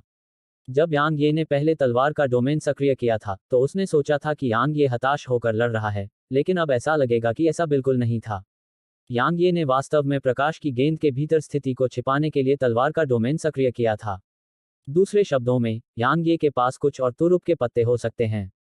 यांग ये ने जवाब दिया, वह बहुत कमजोर था, इसलिए मैंने उसे ऐसे ही मार दिया। यह मेरी गलती नहीं है ना? बूढ़े आदमी की आंखों के कोने हल्के से फड़कने लगे और बहुत समय बीतने के बाद उसने कहा, अच्छा, बहुत अच्छा। प्राचीन तलवार स्कूल में लू वान र था और अब तुम हो। ऐसा लगता है कि यह वास्तव में दुनिया में ऊपर उठने वाला है। जब वह इस बिंदु तक बोला तो उसने उस विशाल ड्रैगन पर नजर डाली जो छेद में सपाट पड़ा था और कहा, मैं एक और बात के बारे में बहुत उत्सुक हूं, तुम उस दिव्य ड्रैगन के खिलाफ रक्त रेखा दबाव का उपयोग करने में सक्षम क्यों हो? आप अनुमान क्यों नहीं लगाते? यांग ये स्वाभाविक रूप से बूढ़े आदमी को नहीं बताएगा कि उसके पास ड्रैगन पूर्वज का खून है। आखिरकार जो लोग उच्च प्रोफाइल रखते हैं वे आमतौर पर जल्दी मर जाते हैं। बूढ़े व्यक्ति ने गंभीरता से कहा, केंद्रीय दिव्य प्रांत में ड्रैगन जाति से आपका क्या संबंध है? केंद्रीय दिव्य प्रांत। यांग ये की भौहें थोड़ी सिकुड़ गईं। तो रेडियंट आयाम में भी एक ड्रैगन जाति है। उसने बहुत देर तक गहराई से सोचा और फिर कहा, मैं ड्रैगन का वंशज हूं। उसने महसूस किया कि जब वह ड्रैगन जाति के बारे में बात कर रहा था तो बूढ़े आदमी से थोड़ा डर निकल रहा था। इसलिए उसने बूढ़े आदमी को डराने में कोई आपत्ति नहीं की। ड्रैगन का वंशज। बूढ़े आदमी की भौहें सिकुड़ गईं। उसे स्पष्ट रूप से समझ में नहीं आया कि इसका क्या मतलब है। यांग ये ने सिर हिलाया और बातें बनाना शुरू कर दिया। ड्रैगन का वंशज मानव जाति के बीच एक व्यक्ति है जो ड्रैगन जाति का प्रतिनिधित्व करता है। दूसरे शब्दों में, मैं मनुष्यों के बीच उनका प्रतिनिधि हूं। अगर कोई मुझे छूने की हिम्मत करता है तो हम। बूढ़े आदमी ने अचानक कहा, क्या आपको लगता है कि हम ड्रैगन जाति से डरते हैं? यांग ये ने कहा, मैंने ऐसा कुछ नहीं कहा। चाहे आप कोई भी हो, यह दुश्मनी एक पक्ष की मौत के बिना खत्म नहीं होगी। जैसे ही उसने बोलना समाप्त किया, बूढ़ा आदमी मौके पर ही गायब हो गया। बूढ़े आदमी के गायब होने के बाद क्लाउड असेंशन सीढ़ियों के शीर्ष पर एक आदमी दिखाई दिया। उसने ग्रे रंग का कढ़ाईदार लबादा पहना हुआ था जबकि उसके बाल काले रिबन से पोनीटेल में बंधे हुए थे। इसके अलावा यह इतना लंबा था कि यह जमीन को छू रहा था। आदमी की कमर के बाईं ओर एक ग्रे कृपाण लटक रहा था जबकि उसकी बाईं बांह की आस्तीन हवा के साथ हल्के से फड़फड़ा रही थी। आस्तीन के अंदर कुछ भी नहीं था। उसने एक हाथ खो दिया था। एक बार जब आप मुझे मार देंगे तो पूरे दाव ऑर्डर में एक साथ दायरे में कोई भी ऐसा नहीं होगा जो आपकी बराबरी कर सके। आदमी की आवाज ऊपर से नीचे आई। यांग ये ने सिर हिलाया और कहा, एक मिनट रुको, मैं अभी वहां आ जाऊंगा। उसने अपना सिर नीचे झुकाकर जमीन पर लेटे विशाल अजगर को देखा और कहा, मैं वापस आ गया हूं। अब तुम अपना फैसला कर सकते हो। क्या तुम मेरा अनुसरण करोगे या अंत तक घमंडी बने रहोगे? उसने ड्रैगन को क्यों नहीं मारा और उसे तलवार सेवक में क्यों नहीं बदला? इसका मुख्य कारण यह था कि वह उसे अपने उपकरण आत्मा में बदलना चाहता था। उपकरण आत्मा कोई मृत वस्तु नहीं हो सकती। हरक्यूलियन तलवार में तलवार आत्मा की कमी थी और अगर उसने इस ड्रैगन को अपनी उपकरण आत्मा में बना दिया तो इसकी ताकत निश्चित रूप से बहुत बढ़ जाएगी। बेशक अगर ड्रैगन समझदार नहीं था तो उसे मारने और उसे तलवार आत्मा में बदलने में कोई आपत्ति नहीं थी। कुछ देर की खामोशी के बाद अचानक ड्रैगन ने कहा, क्या तुम सच में मेरी ड्रैगन जाति के प्रतिनिधि हो? अगर कोई आम इंसान ये शब्द बोलता तो वह उसे निगल जाता। क्या मजाक है? उसने कभी नहीं सुना था कि ड्रैगन जाति को मानव जाति में कोई प्रतिनिधि मिला है। हालांकि जब यांग ये ने ये शब्द कहे तो वह थोड़ा आश्वस्त हुआ। यह किसी और कारण से नहीं बल्कि इसलिए था क्योंकि यांग ये उस पर रक्त संबंधी दबाव डाल सकता था। ड्रैगन की बात सुनकर यांग ये बहुत खुश हुआ और फिर गंभीरता से बोला, बेशक। क्या तुम जानते हो कि मैं तुम पर रक्त संबंधी दबाव क्यों डाल सकता हूं? ऐसा इसलिए है क्योंकि मेरे पास ड्रैगन जाति के एक सर्वोच्च विशेषज्ञ का रक्त सार है।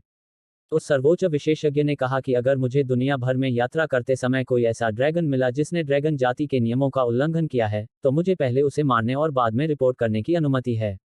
जब उसने इस बिंदु तक बात की तो यांग ये की आवाज अचानक और भी भारी हो गई, तुम ड्रैगन जाति के सदस्य हो, फिर भी तुम स्वेच्छा से दूसरे की उपकरण आत्मा बन गए। यह वास्तव में ड्रैगन जाति के सम्मान का अपमान है। इसलिए मुझे तुम्हें मार देना चाहिए।